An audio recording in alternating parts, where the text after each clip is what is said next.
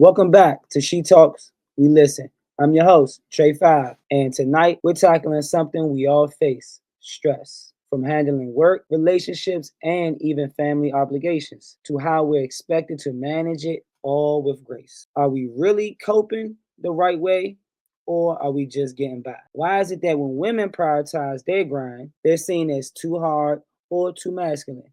Why do we feel guilty? Well, I said that ain't the right one. Well, why do you ladies feel guilty for taking a break? And most importantly, how do y'all protect y'all mental health while still getting things done? So we're gonna talk about stress today on this episode, man, and try to work through it. Thank y'all for coming to She Talk We Listen.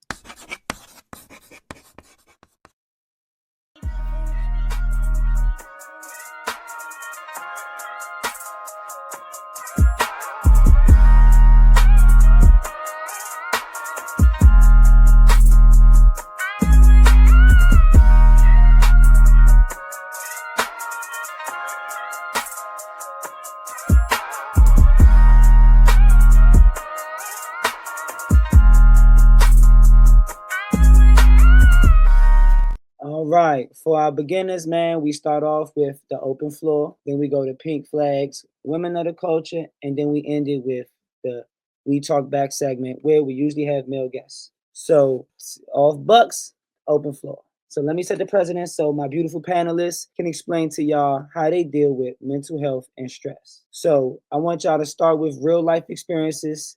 How do y'all handle stress in y'all daily life?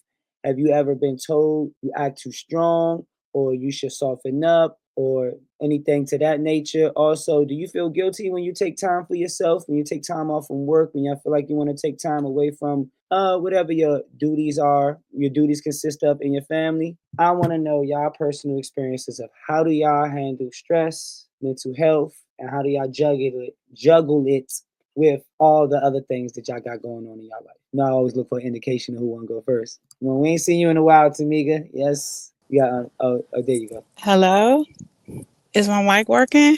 Yeah, we can hear you great. Excellent. So, thank you for having us today. First of all, good evening.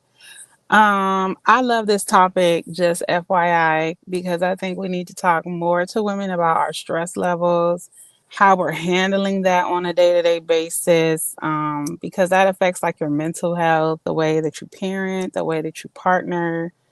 So, one thing that I heard that I wanted to speak on was mom guilt. I think I heard you mention mom guilt. Is that true? I know a lot of mothers that struggle from mom guilt, and I'm here to advocate that they remove that from their life. If you are a full time mother, you have to take breaks from your family to regenerate and repurpose yourself. Like you're supposed to do that.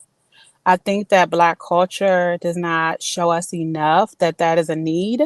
Um, After visiting other cultures, I realized like there's a whole host of women that understand this concept and create spaces for women in their stress release. And it's a normal part of like their day-to-day societies. But in Black culture in America, women are overworked, they are super tired, they're literally exhausted, and they just feel like they have to keep going. And I'm like, take a nap. You're not going to be able to do it all. Okay. And if you leave your children for a day and they are safe, if you leave your children for a weekend and they are safe, you earn that time by being their parent full time. And you should never feel guilty about needing to replenish yourself. I think that was like kind of long winded, but I just heard that. And I just know too many women suffering because they refuse to put themselves. You have to take care of the vessel that takes care of the family. You are worthy. You are a Black woman and you are worthy to have rest when necessary. So, I mean, I don't know what the question was at this point because I forgot, but I just wanted to share that to other Black moms who may be wrestling with it. So I close my mic. Thank y'all. Okay, Tamika, I do want to say I agree with everything that you said, the way that you said it, the points that you brought up. That's tea. I agree. I also agree with the fact of it being my favorite topic. That's my favorite. But it's interesting that this was the topic because for my homework assignment this week that I just really started yesterday, I got it on Monday, but I read it yesterday, and the first quote that popped up, I literally wrote it down, and it said, Each person deserves a day away in which no problems are confronted, no solutions are searched for. Each of us needs to withdraw from the cares which will not withdraw from us. So, and that's a quote from Maya Angelou. Um, but yeah, like I feel like that resonated so much with the topic that we're discussing right now, and just how I truly feel like the concerns that we have, the responsibilities that we have, and just the expectations to show up as our highest self. With all of that, we need to be able to balance it out by being able to step away, because those things will not give us the grace or the opportunity to have an off day or off moment. They will keep going as long as we allow them to. So it's very crucial for us to be able to set proper balance in our days and our lives, where we can retract so that we can show up as our highest self. Yeah, I don't remember the question either, but I love this topic. And if we missed a point, we could definitely double back. But this is very important. And that's all I have to say. Oh, I'm glad I made it back to the bathroom. How do I deal with stress? Well, I agree with what the young ladies said prior to me when it comes, especially with being a parent. But me and stress these days, she that bitch is whooping my ass. Like I'm like at my max, and I really punk out. Like I get to the point where I'm, at my wits end. I've attempted suicide. And I've tried, everyone always recommends therapy, and I've tried that, but it's just like me talking to somebody. Paying somebody to talk about my problems, and there's never really a solution. I'm still stressed out and nothing changes. I'm talking to this person on a weekly basis and nothing has changed. So I stopped going to therapy, and I'm trying to figure things out on my own, but it's hard. It really is. So for the ladies who didn't really, it was more of how do you handle with stress and mental health, and what are some of your some of the ways that you get through it. So I heard therapy. I heard you, Carmen, say you trying to get through it on your own. You got some examples? Um, yes and no. I mean, honestly, I just, rather than pay someone to talk to them about it, and again, they give me no solutions, I try to be more open with my friends and my family, but I don't have many of those that I can be open with. So the ones that I do, I try to, um, utilize and really try to express myself, because when I hold it in, that's when I'm like, I just want to slice my throat and be gone. She can't hear you, Z. No, I kind of like, I had got a phone call and I was just like responding. I heard the last midget, what you were saying. And I'm like, no, no, no, no. Um, Honestly, this topic is very important to me, and to the point where I'm not only prioritizing my self-care and development and feeding myself, but also trying to create spaces for other women, specifically Black women. And I'm coming to where y'all at. I'm gonna start where I'm at right now, but I'm working on events right now where we can focus on self-care. Sometimes we don't even have the time to be able to put towards, like, you therapy, the look, being gentle with ourselves, pampering ourselves, being able to express our concerns and feelings, with understanding, and without no judgment. So, and be able to chill without feeling, and vibe out without feeling like you might be attacked or someone's looking at you a certain way, or a man might, like, just, there's just so many levels. I want to create safe spaces for our women. So when you said that, don't don't think like that. I want you to change your mind and know that you have support, and know that there's more support on the way. Like, it is okay. We got you, girl. I don't like to hear you say Trying, that. but I do not like that. If I need it's to be on the hard. phone with you every day, I will. Like, I will call you. Send me your number. I will call you. I'm gonna check in with you. You got a village, okay? You got a village. Period.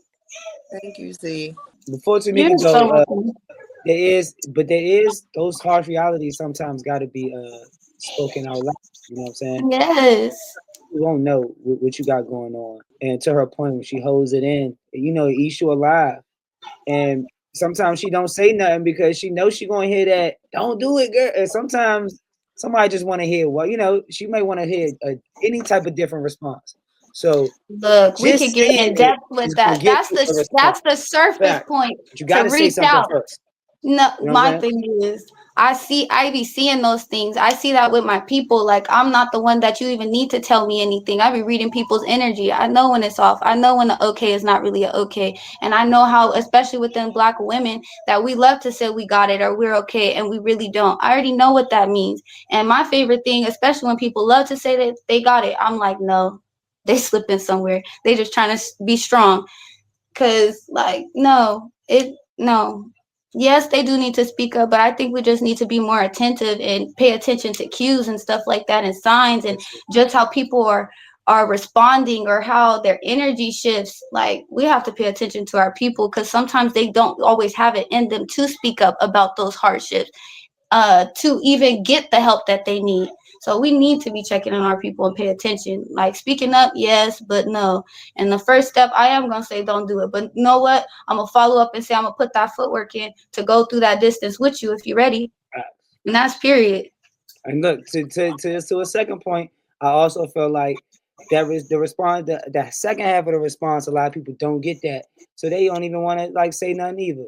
But you Yeah. like, girl, I'm gonna call you. I'm a. Some people don't. They don't get those responses. They don't have nobody in the world that's gonna be like, hey, dog, I'll talk to you every day. I'm gonna call you. Yeah, I'm gonna that's do this. true. I'm gonna do that.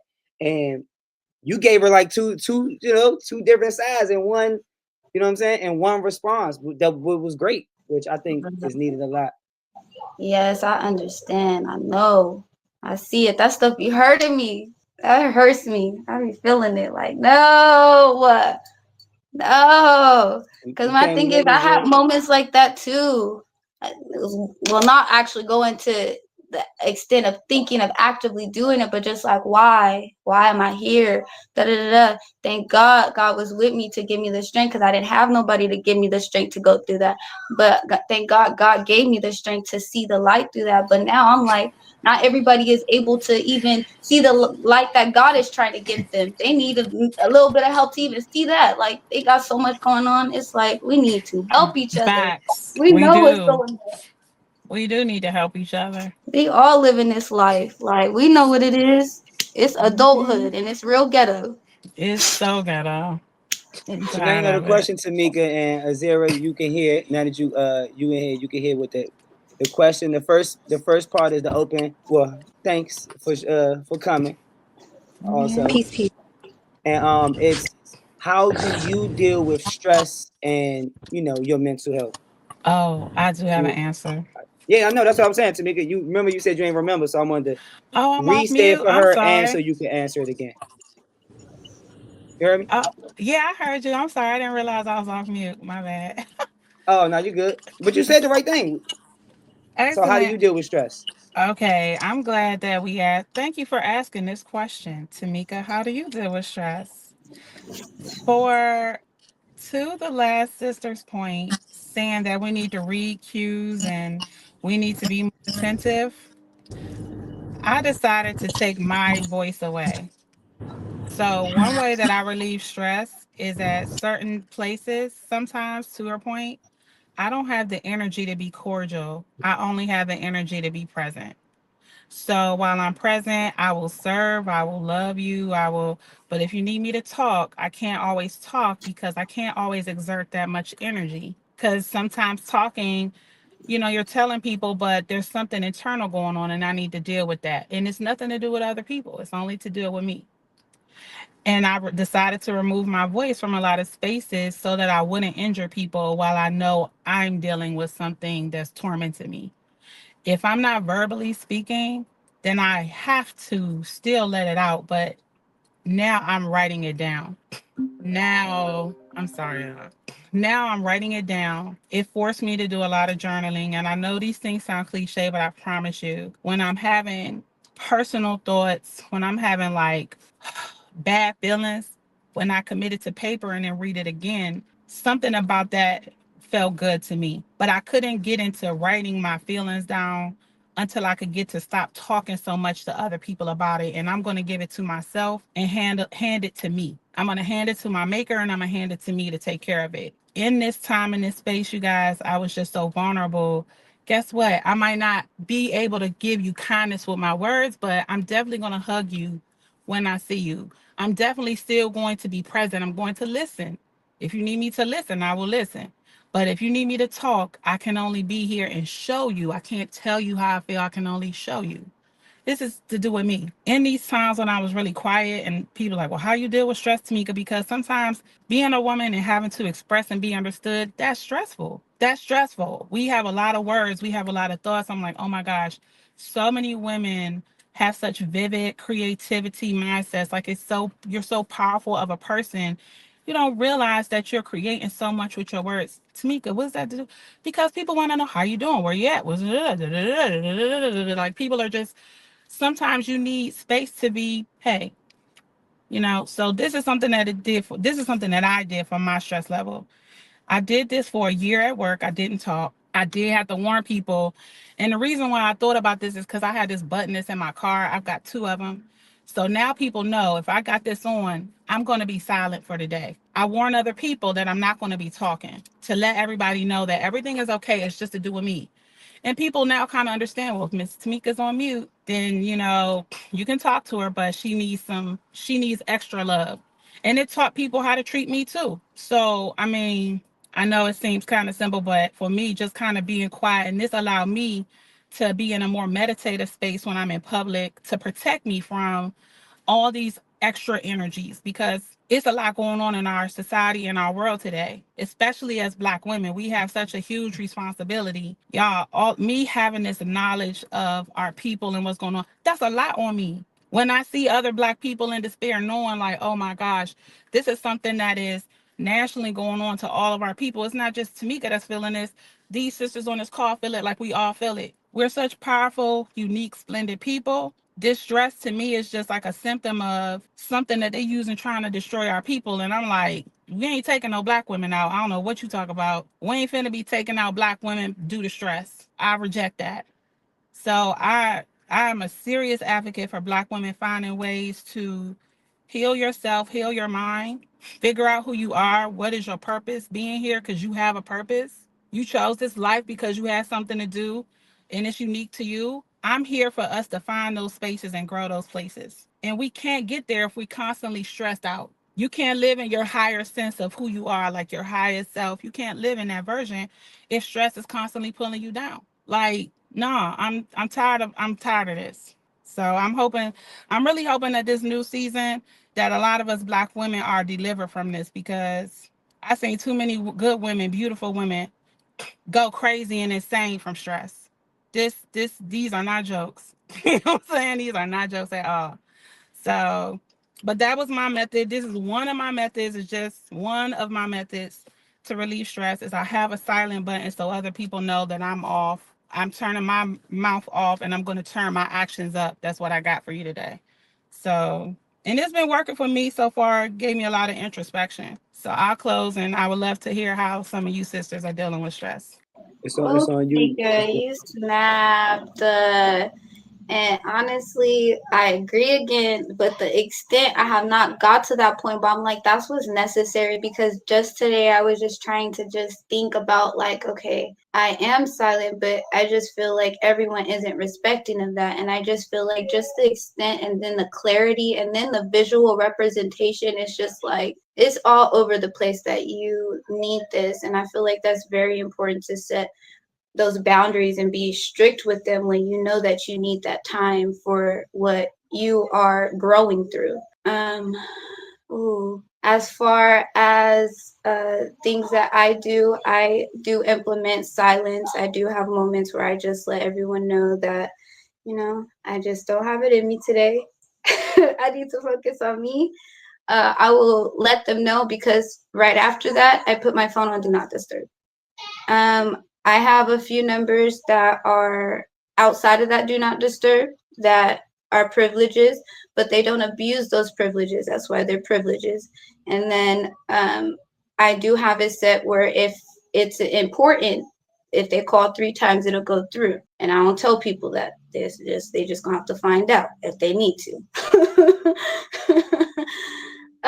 So that's like one thing. And then another big thing is just me just separating from my day to day and spending time in nature, praying, meditating, sitting in silence, so that I feel like in moments like that, I'm really able to feel my emotions fully.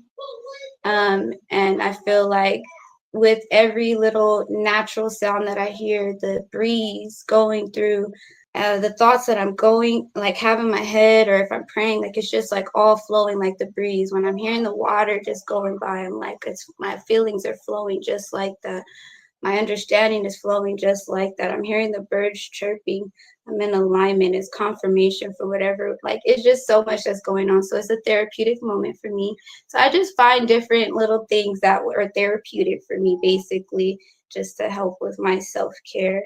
I don't do too much materialistic things, like as far as like going to buy things and doing all of that. I try to do more intentional activities for my self-care and take my time, try to romanticize everything that I'm doing when I do it. Don't try to rush through it because we already have to do that on a day-to-day. So I do try to take my time and through everything also.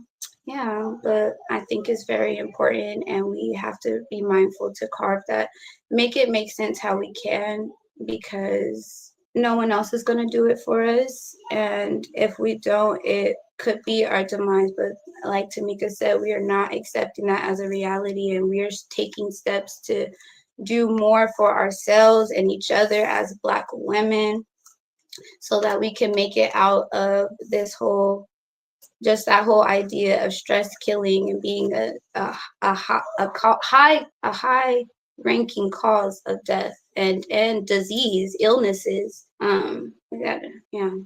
I think that's it. I think I'm gonna start rambling now. Hey, the show's the name of the show for a reason. I was gonna name it "Let Her Get Her Shit Off," but Look, nah. look, this is very beautiful, and it couldn't come at a better time. Like, the alignment of this conversation is so beautiful. Like, it is so necessary. So, Asheo, thank you, thank you, thank you. Zara, you got some practices on how you deal with mental health and stress? Peace, y'all. Yes, I'm leaving the Black Women's and Law event at UDC, Oh, but I'm just trying to get in my house so that I can. But I will give you my decompose of stress relief has been healing with my tribe, healing with the community, us healing together. Like, you never know what Black men are going through. You never know what a Black woman is going through. So holding space for us to heal together is important. I have like yoga sessions, sauna sessions, smoking sessions. We might got to sip and paint, paint those feelings out. Just coming together. I feel like we try to heal away from one another, and that is what the enemy wants, right? Let's divide them and have them thinking depression, right, or anxiety. And it's like, no, we all have different things that we're going through. So when we come together, we can collectively heal, and that is the power and strength of liberation, empowerment. The men's healing event I went to, they're like, yeah, we need to invite sisters in the spaces without y'all pointing the finger and wagging and telling us how to heal. And that was good to hear. So that's my way of healing, y'all. Peace and love, fam. right. Well, we're gonna go to my favorite segment, y'all. We're gonna talk about how does stress affect our relationships. So next up, my favorite segment, pink flags. Since you got your degree and you know every fucking thing. All right. Sometimes the way we handle stress creates tension with the people around us, whether it's shutting down, becoming overly independent, or neglecting self-care. Let's go through some of these situations and see if it's just pink flags, which are manageable, and y'all know red flags, serious issues, and no nos. So, up first, you refuse to take breaks because you feel like stopping equates to failure. Is that a pink flag on your behalf because you got to keep grinding? Or is that a red flag because you need to do some self evaluation and take care of yourself? Hmm. Shit, Trey. I would say it is. I don't even. I, I don't know how I would answer that, honestly. I guess I would have to go with maybe red flag. I really don't know how I would answer that, Trey, honestly. Can you come back to me? Um, I think it's a red flag, and to show grace, I would say a pink flag. Just to, if I was to show grace, because I do understand that a lot of us don't even realize that it could be a red flag. But with the light of understanding and just the full scope of it, it is a red flag, and I believe so because in the concept of not pouring from an empty cup, when you're overextending yourself like that to your projects and your work, you're not able to, at some point you won't be able to have that same level of performance. You can open the door. You're not able to have that same level of performance, which means you're not able to put your full stamp, your full signature the right way that you want to. So you're not able to show up the way that you're supposed to. So it's like you slip in, so you kind of not working efficiently and properly, and it's not good for you in the long run. You're gonna it leads to burnout, and the Trey, you had mentioned like attitude shifts. That's what happens after that. You keep working and you don't give yourself a break when you know you need one. Start snapping on people, and that should be a sign, a telltale sign that whoa, need to retract, see what's going on there. So if you're not able to be able to acknowledge that and be aware of that, and properly address that, I do think it's a red flag. But with grace, because of lack of understanding of most of our society, I would say a pink flag. So I say both. I like what you did with the question there. That was very smart what you did there. If you don't understand that you have to take care of your body and yourself, sure, that's a pink flag that's going to quickly escalate into a red one. It doesn't take very long to get from point A to B in these cases. So pink and red, they're right here on the same spectrum. So if it becomes a pink flag, something is going to stop. If you don't take care of your personal body and your wellness, then you're going to be stopped by things that are no longer in like your control. So I remember grinding and hustling, and I remember that version of myself. And externally, if I can, be transparent, externally, it looked very, oh, she's so successful. And internally, it was a lot going on because I was taught, oh my gosh, you got to grind, you got to do this, you got to stop. Nobody was telling me that, hey, you have to take care of your feminine body. Since when is lace getting worked through a grinder? Like, I'm not a man. Like, I'm not saying that men don't need rest, but uh, if I'm delicate, then, and I'm not delicate, why? Because at this point I'm grinding. Like, who taught this? This is craziness. I need to live my life as a woman, not my life as a man. Okay? I can't cut it as a man. So men love grinding. I'm just gonna tell you right now, I can't cut it as a man. I drop out from my manhood. I castrate myself because no. You're not gonna grind me nowhere. Okay. I seen what happens when things get grinded up. They turn into dust, and not you're not gonna dust me. That's just me. I'm not here for that. So when I retire from that mindset, like yeah, rest feels real good because if you resting, guess what? You're not stopping. You're not stopping. You're just charging up your battery. That's it. So how are we viewing stop? Like if you stop, that you being a control freak. If you stop, then nothing's gonna go well. Then wait a minute. Let's rethink some of these things. You know what I'm saying? Everybody needs a break. Everybody. We driving cars. At some point, your car need a break. You don't think your body is the same way? I mean, whatever. So it's a pink flag. It's definitely a red flag. And I reject that. Black women, we're healing this year, all 2025. That's my shame. That's my unapologetic plug. Black women are healing in all 2025. We're not getting grounded in the dust. We're attracting money and radiance and abundance. We are not going through a grinder. Slavery is over. Hello. You remember the question? Did I? Yeah, I'm asking you. Remember the question? No, can you repeat it? I'm sorry. You re- The responses were so eloquently said, but can you repeat the question? you refuse to take breaks because you feel like stopping equates to failure. Is that a pink flag because you're motivated and ambitious, or this is pertaining to relationships, or is that a red flag because you need to, take a break and before you overheat? Hmm. Okay. And you want to know which flag I feel like that notion is? Yes. Okay. This season is for Black women to readjust our femininity.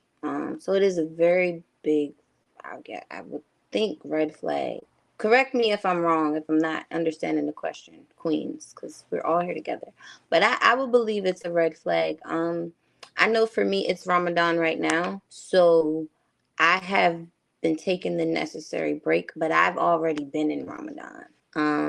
I've been fighting for my daughter who has been medically kidnapped. And as a mother, this fight isn't just for me, it's for all mothers. So going to the event that I just left from and having confirmation that this attorney is going to represent me and bringing the colleges together and like all of this stuff happening in Women's Month is like I needed Ramadan for this to be clear to me.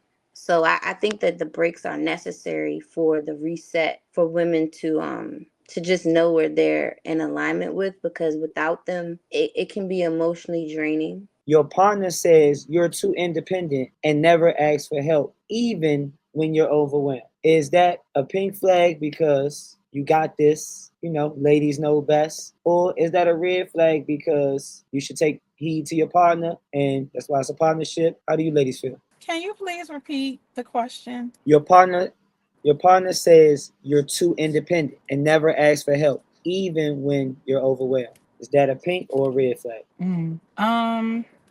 I think that it's a pink flag. I think that it's like a warning light, a warning label to allow somebody else to care for you, allow someone else to help you.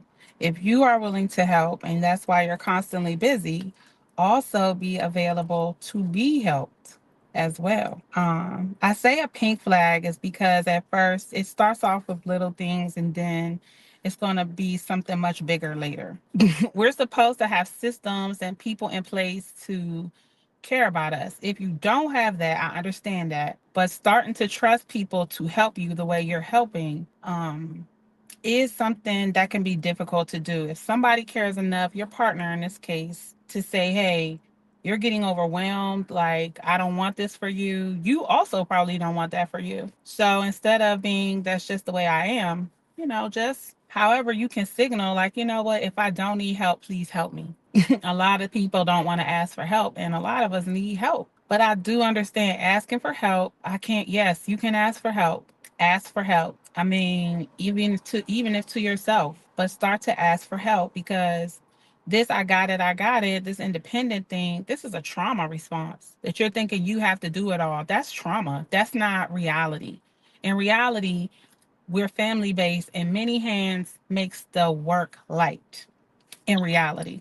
So help, somebody wanting to help you because they see that you're suffering from exhaustion, you're overwhelmed by certain states or things, you have to heed warning to that and pay attention to that and ask yourself, am I doing taking on too much? Do like, you can't do it all. No one can do it all. That's crazy. I think society is pushing for things to be individualistic when in reality we're actually communal. So it's just like, you need help. It's fine. There's nothing wrong with getting some help. Certain things you are going to pull for yourself. Certain things you do have to do by yourself. But for the things that you don't, delegate that. You know what I'm saying? Or tell somebody to help you with that. That's one of my favorite lines. Excuse me, can you help me? I in a second I will get help, but I will say this. This is something I had to implement and be intentional about so that I wouldn't become overwhelmed, so that I would feel more comfortable asking for help. And if there's someone around me that's like, no, of course I ain't gonna help you, then I don't need to be around that person if they can't help. Think about that. If you can't help and you're like, I'm afraid to ask for your help or something, why are you even here? What's going on there? So yeah. Asking for help. If your partner says you need to ask for more help, they're probably low key offering you help. They're probably high key offering you help.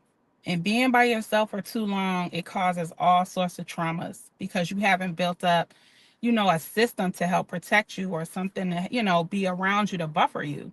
You're taking all the hits. Like, I don't look, that's ghetto. I don't recommend it.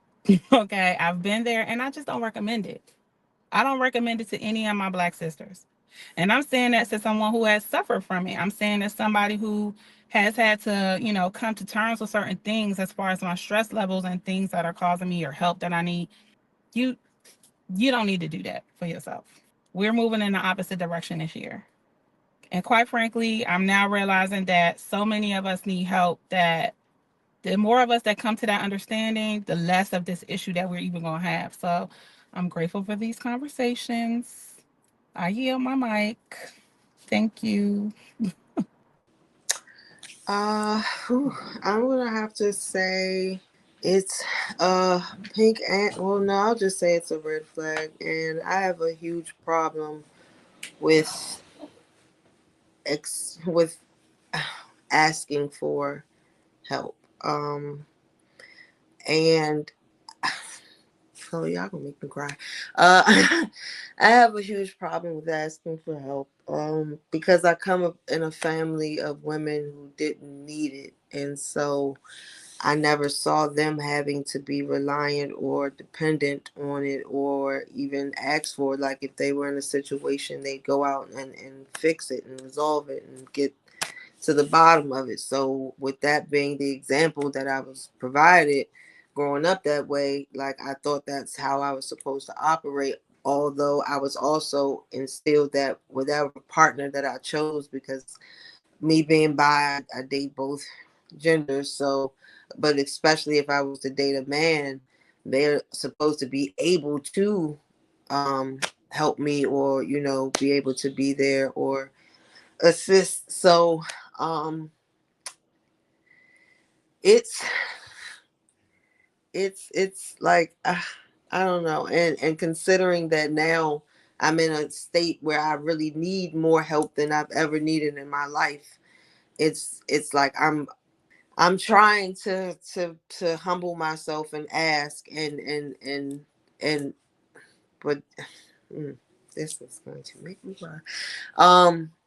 Yeah, I'm trying to work on that because it's fucking with my health because I'm epileptic and I have seizures. So when I get stressed out, I clearly start to have a seizure, and I know that I need to, just get myself together and reach out and allow those around me, the few people that I have, because I don't have many. But I know they have their own problems, so I don't want to come to them with mine or about mine. So I don't know. That's again why I just want to and say, fuck it. If I'm not here, all this will be gone. Well, I'm glad you're here, and I'm glad to be here. Thank you so much for inviting me, Trey Five. I believe that we as women, I don't know if you all have ever read The Strong Black Woman, but it's how the myth endangers the physical and mental health of Black women. It's a book that I give all Black women because it is endangering us to be the strong Black woman, right? Um, our partners have to support us because we are the nurturers, we are the mothers, we are the woman, we are the goddesses of the land. So with with with so much going on, we have become everything when we really are the homemakers, right? But when we had to be out in the community and doing everything else, it took away from what we could do for the home. And so I believe that there are a lot of things that we can do together, again, which is why this show is important, because we all are suffering, right? But it's not a suffer if we look at it as the sacrifice that's needed for the generations coming up. So within my stance, I know that having three daughters, I'm standing on the shoulders of my ancestors to know that, hey, I gotta cleanse myself to after the divorce I was able to know, hey, okay, I might have been too strong for that brother, but that doesn't mean that I'm not gonna still be strong.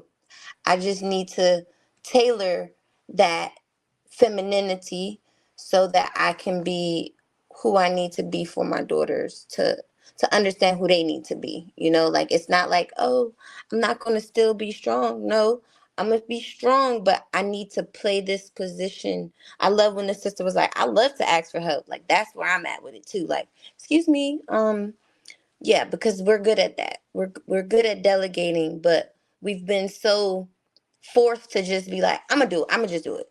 Because we're gonna get it done. You know, we have to allow each other to be there for one another. I shall say, partners, sisterhood, brotherhood, whatever it may be. Okay. You snap at your loved ones when you're stressed. Then you feel guilty afterwards. Is that a pink flag because you are at least, understanding the flaw or that happened? Or I don't even know why I keep explaining because y'all understand red and pink flags. My bad. So is that a pink flag or is that a red flag? Go backwards this time. I'm still understanding pink flag, so I need you to keep explaining. Cause so I appreciate you explaining the pink, cause I've never heard of this before this show. So Pink flag is I the opposite of red. It's a plus. You agreeing with it. If that's I man in the figured. blue, that's something that you are okay with. Right. Okay. So it's funny. I was having this conversation with my little sister today. I have three siblings, two brothers and a sister, and another brother adopted. I believe that it can be a pink flag because we are family. Okay. And that doesn't mean you could just snap, right? But we have to have grace with one another because we're all going through things. So if I know, I love the sister that talked about the silent button. These are important things of self awareness we must know because in my medical kidnapping situation, I have had to be silent so that I don't snap on my family. But for those family members that I may have snapped on or vice versa, we have had that grace with one another. So instead of it turning into, oh, we're beefing, no, it's, hey, we had a disagreement. We can come back from that. I know you're going through what you're going through. I'm going through what I'm going through, but at the end of the day, we're family. So I would say pink. I'm gonna say for me, it varies situation to situation. If the person that I snapped on, be it my partner or a family member or a friend, if they already know that I'm going through something, like I've expressed it, or they've been around, so they've witnessed it, and they are around during that time, and like they know about it, and I happen to snap, then you kind of already knew. It's like you're forewarned, so you're forearmed. If you want to still be around because you want to be there, then put your vest on and be able to take those bullets as I'm going off, because I just need to let it out rather than just hold it in and then want to. So, but if you didn't know about it and I snapped, then I would say a red flag, because I should have enough strength to not take that energy around those individuals. Like I need to, step aside and get my shit together before I do snap off. And I know that, they're not deserving of that or anything of that nature. So I guess for me, it kind of varies situation to situation. But again, I'm learning, guys. I'm trying. I'm working on it, but it's really difficult. It really is. Um, Snapping on my loved ones and family members. Before, I used to experience that a lot more um, when I was younger. I still do, but I'm trying to learn to tame my tongue um, as I'm growing because, again, words are so powerful. So if I'm verbally having a problem with people, I I feel guilty about the way I responded. The way that I resolve that guilt is I acknowledge that feeling and then I go to the person and I tell them I apologize for my approach. I apologize for maybe yelling. I apologize for yelling. I apologize for using my voice incorrectly with you. Um, I mean what I say. I could have said it in a better way. I didn't know how to be heard. Now that's not exactly the easiest thing to do. But I found that when I got into the habit of apologizing for snapping, then I started to do it less and less and less. And I'm not perfect, obviously, but I was mismanaging my voice. I'll say that. And I was mismanaging, if I could be honest, I was mismanaging my voice more with people who I knew who were my family than I was in my personal and professional life. Like I'm not cussing or snapping on clients. I'll bite my tongue. And I don't even know y'all like that. But when my family, they're getting the brunt of it because I'm stressed out from this positioning here or I'm stressed out from whatever. I just had to kind of get into the mindset like the people who deserve my best are from my home outward. The people at my house deserve the most of my patience, time, and kindness out of my mouth. And I'm not saying that people outside of me don't deserve it, but they don't deserve it more than the people who have been here for me. But this is, again, this is not what I was thinking at 20. This isn't how I felt at 25 or 30 years old. This is just my perspective at this point now that I've gotten to. So I just straight up apologize. It's a lot of black mother daughter bonds that could be better if mothers came to the daughter and say, hey, I was wrong and I apologize. Or if parents just say, hey, you know what, I made a mistake, I apologize. It doesn't make you, it makes you more lovable that people know that you make mistakes and that you'll take accountability for that. That makes you more lovable, which you're lovable regardless if you don't figure it out. But if you do, guess what starts happening back to you? People start apologizing back. Dang, I'm sorry.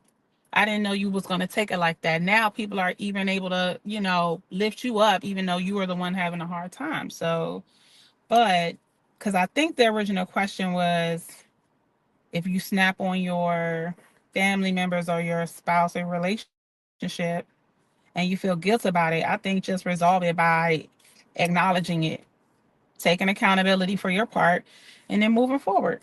I mean, that's what'll take it away. And then it's done.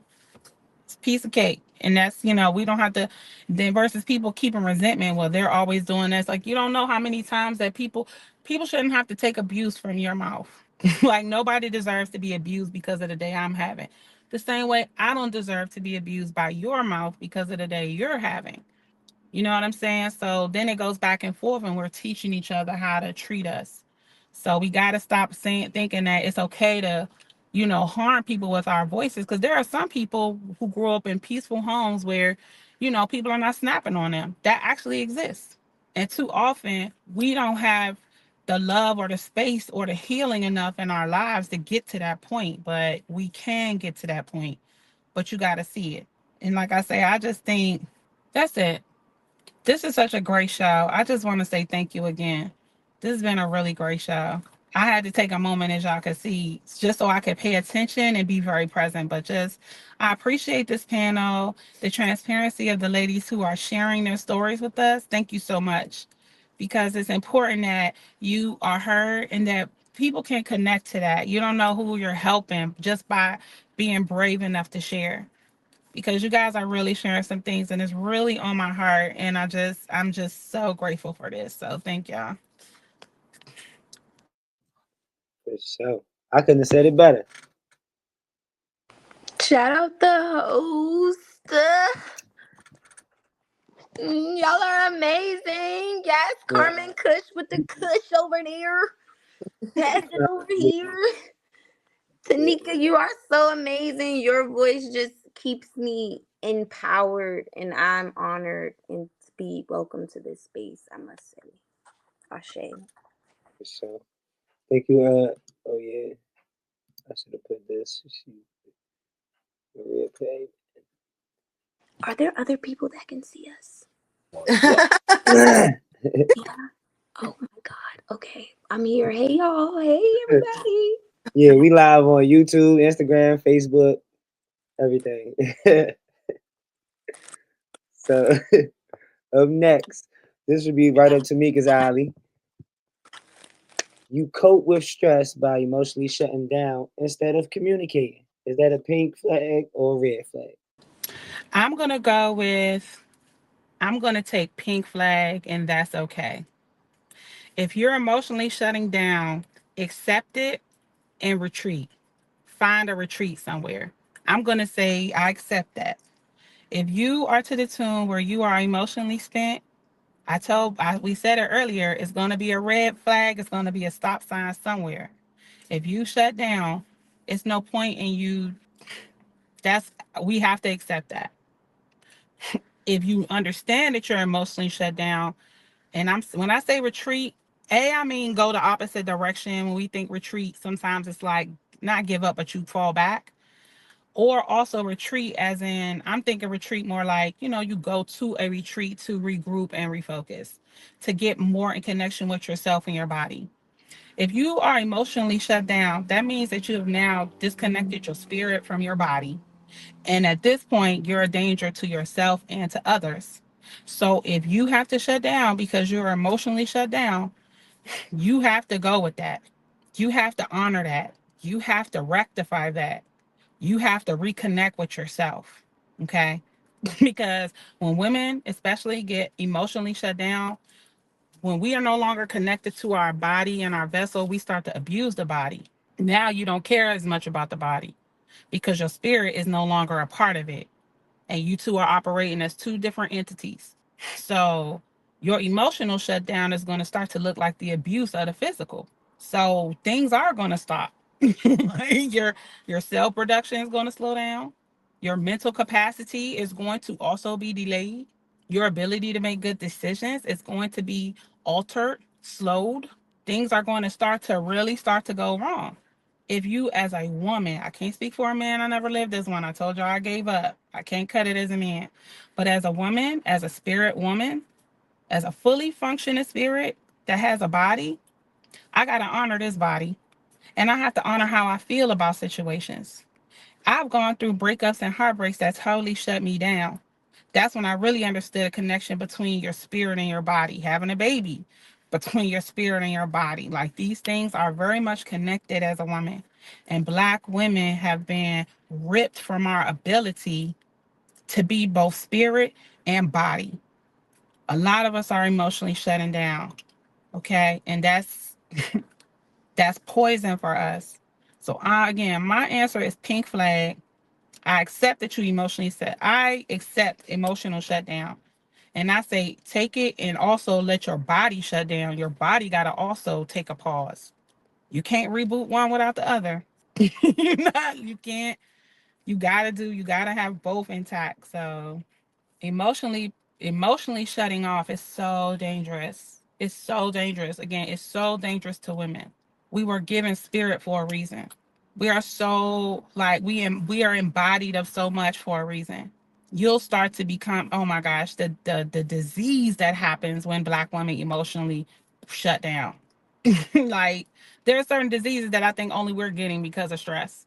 I honestly think being Black in America is its own stress level. I do. I don't know about anybody else, but being Black in America, it comes with its own situation. And I'm just looking around seeing a lot of Black women emotionally shutting down. You know what I do? I hug them. I don't care. I'm hugging you, sister. Hello, beautiful sisters, because too many of us have been, and it's generational. How can you help that you come into a family that's stressed and they passing down stress? Like, how can you even help that? Or you not, some in your family, maybe women were not emotional, or women did not show emotion. Now you had so little to start with, but you're a grown up now. Like, I've seen all of these things, and nah, if you emotionally shut down, take a pause. Just stop what you're doing. Because I want to say there's like this quote that's talking about protect your heart, for all things you do flow from that. I don't know if that's real or where I heard that from or something to that effect. If you emotionally shut down, then how can your heart pour out what it needs to pour? How are you living, up here? How are you living your best self? You're probably not. You're struggling. Just take a pause. Pink flag, Tamika accepts it. I agree. I'm over here like tearing up because I'm actually going on a retreat tomorrow. I take my kids to this Ramadan camp in Pennsylvania. So I actually am about to pack for that because I haven't packed, but it's okay because Allah knows best, and I already got the stuff out the dryer to put it in the suitcase. Um, yeah, emotional shutdowns are a pink flag because it's necessary, especially for women who are doing the work. For myself, I am emotionally shutting down for myself to process what Allah has for me to do on this mission. So I'll be taking my kids and we're going to go to the farm and we're going to pray and we're going to make s'mores and hang out and play with the chickens and, just take a moment from the city, especially being amongst the environment that is constantly traumatizing us. It is important to reset. It is important to restart your journey because the devil is busy, as they call the shaitan in my religion, because we we are amongst one another to lift one another. But the moment that we take the time to keep being traumatized by gun violence, domestic violence, all of the violence, we beating each other up. And subconsciously, like the sister Tanika said, we're passing down generational curses. And you know, there are homes that are peaceful. You know, I'm creating a peaceful home for my children because it's mandatory, right? But if we don't take the time to emotionally reset, we get comfortable in thinking that we can move certain ways, and it's just not cool. Well, I have to agree with what all the queens said before me. Again, it will be based on each situation. I would say most situations that I experience, it would be a pink flag. I would need it, but I don't do it, which then leads me to how I be feeling when I be wanting to end it all. So I feel like it is necessary and it's required. It's just hard to do when you get in the rhythm of not doing it or not even knowing that you should do it or what it is. So me, it would be based on each situation, I guess, but more so a pink flag than a red flag. All right. Tonight's woman of the culture is Issa Rae.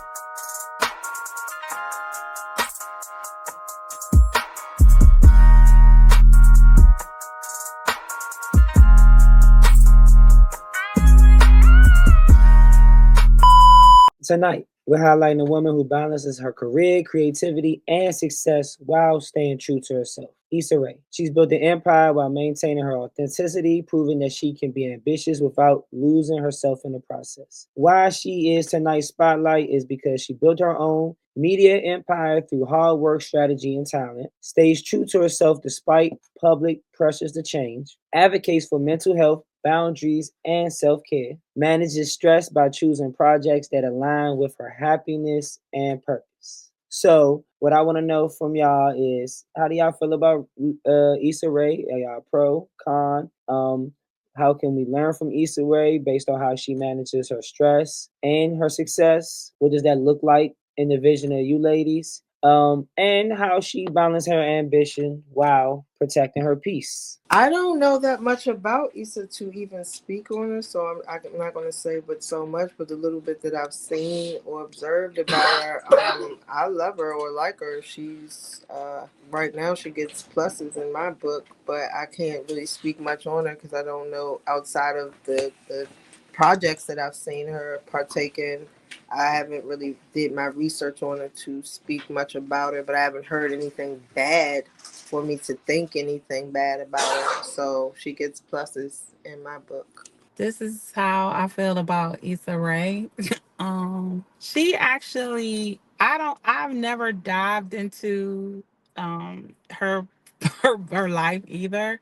I think I did read that she was Senegalese, and I was like, oh, okay, that's dope. Um, I like Issa Rae because on the silver screen, like in major media, she has put Black images in front of us that address topics such as our mental health, that address like a very African American perspective of just being. Um, I did watch her show Insecure. She tackled so many topics that I had in my adult life that opened up conversations um amongst us that people weren't always necessarily having or didn't feel as comfortable to have. She talked about estate planning on her show. It was like estate planning, um friend breakups, like relationships, how that impacts your mental health, and showing kind of real funny, real life crazy things happening in a Black way. Sometimes, like, yeah, we see other actresses and stuff, but seeing her on the screen, I was just like, oh yeah, this is a Black girl. Like, thanks. Like, thanks for making sure I saw myself and other women that I know and love and cherish in a respectful way on on the screen. Thank you for providing that for us. She's also been in some other movies. I remember she had like a love movie with that guy Lakeith or something. I can't remember the name of it. But just showing healthy, beautiful pictures with her kinky hair, with her very brown skin. She also plugged PG County, so of course, that's a plus. I was like, oh my gosh, made me I mean, I was already unapologetically certain things, but seeing it, like I say, her making a space for us to see it. She was on the red carpet somewhere and was like, I'm rooting for everybody Black. I was like, Issa, me too. Like, how did you know? Me too. I'm rooting for everyone because they're Black. Like, of course we're Black and we should be celebrated and we should take back our images. And so it just made me feel very empowered to be Black because I'm like, yeah, this is the type of television I like. This is the type of scenes that I like to see. These are the topics that are important to me as a culture of people. So her putting FBA people in a nice light, or just kind of opening our culture up in a way that we see, not others see us. I think that's very important because it had a lot more empathy to it. It was a lot more humor in it. I did see her movie with Kiki Palmer and SZA. Just understanding how to connect to us in ways that a lot of us, if you're from a more urban area, can kind of understand and relate to. Just her being able to produce that for us. Because who was our Issa? Who, like, little girls right now are growing up seeing that it's okay to look like Issa and style yourself and be this, right? So we're changing our perceptions of ourselves. We're taking back our public image. And to me, Issa Rae is like, she's like to me, she's a representative of that, of Black people taking back our image and what we want to, how we want to portray ourselves, not how others look at to us and try to portray us. So I love her for that. And I just, I hope we have more Issa Raes and more other young Black men and producers that are also doing these things, because we need to produce our own reality of ourselves. We have power to do that. We no longer need to look to other institutions and peoples on how to behave ourselves. We don't need their version. So I'm really excited for other up young and coming artists like her, or people who are in her lane, because she's clearly opened up a lane for us. And I'm just like, yeah, Issa, all gas, no brakes. Keep it going. Yes, I'm Team Issa for sure. I think that the influence that she has on creatives, Black creatives, it's a breakthrough. The breakthrough was with Insecure, I believe. I believe she bridges art and activism by using her platform to discuss social issues, racial inequality, criminal justice reform. Um, her cultural and historical influence from having a father from Senegal is showing the interconnection of Africa and African Americans.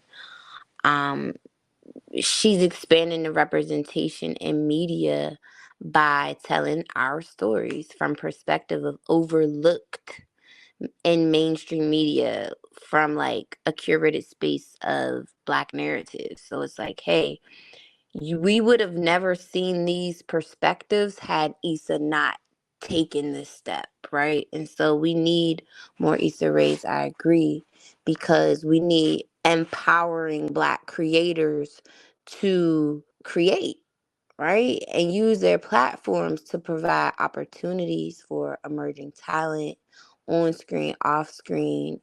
Her media company, which is Hooray Media, continues to uplift underrepresented voices in Hollywood. So that's what we need. Like, we need more Black creators that are not afraid to speak up on these issues that are killing us, that are dividing us. So, yes, more Issa Raes, please. All right. Majority of what I know about her was Insecure. I think that was a pretty cool show.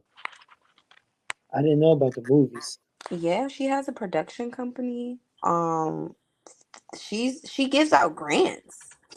Oh, where's Issa from? LA, I believe. Okay. If I'm not mistaken, I believe it's LA. Let me confirm. I didn't know where she was from. Yeah, she was born in LA. She's a Capricorn too. Makes sense. Okay, Issa. So Issa, you get pink flags from this panel. Yes. We rock with you over here, Issa. All right. Now we talk back. Hot topic debate. Are women managing stress the right way? Call me when you get home. Okay.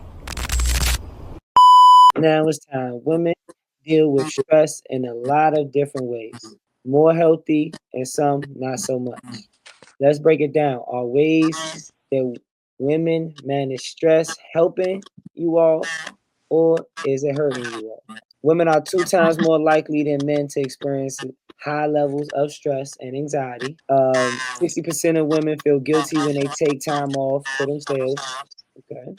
80% of working mothers experience burnouts trying to balance work and family life. I believe that. So, are y'all pressing to be too strong to the point where y'all ignore y'all needs? And what are those pressures? Naturally, we do that. And Okay. that's why we are so unhealthy. And that's why I cannot wait. I need to be packing while I'm on the phone with y'all. That's what I'm gonna do.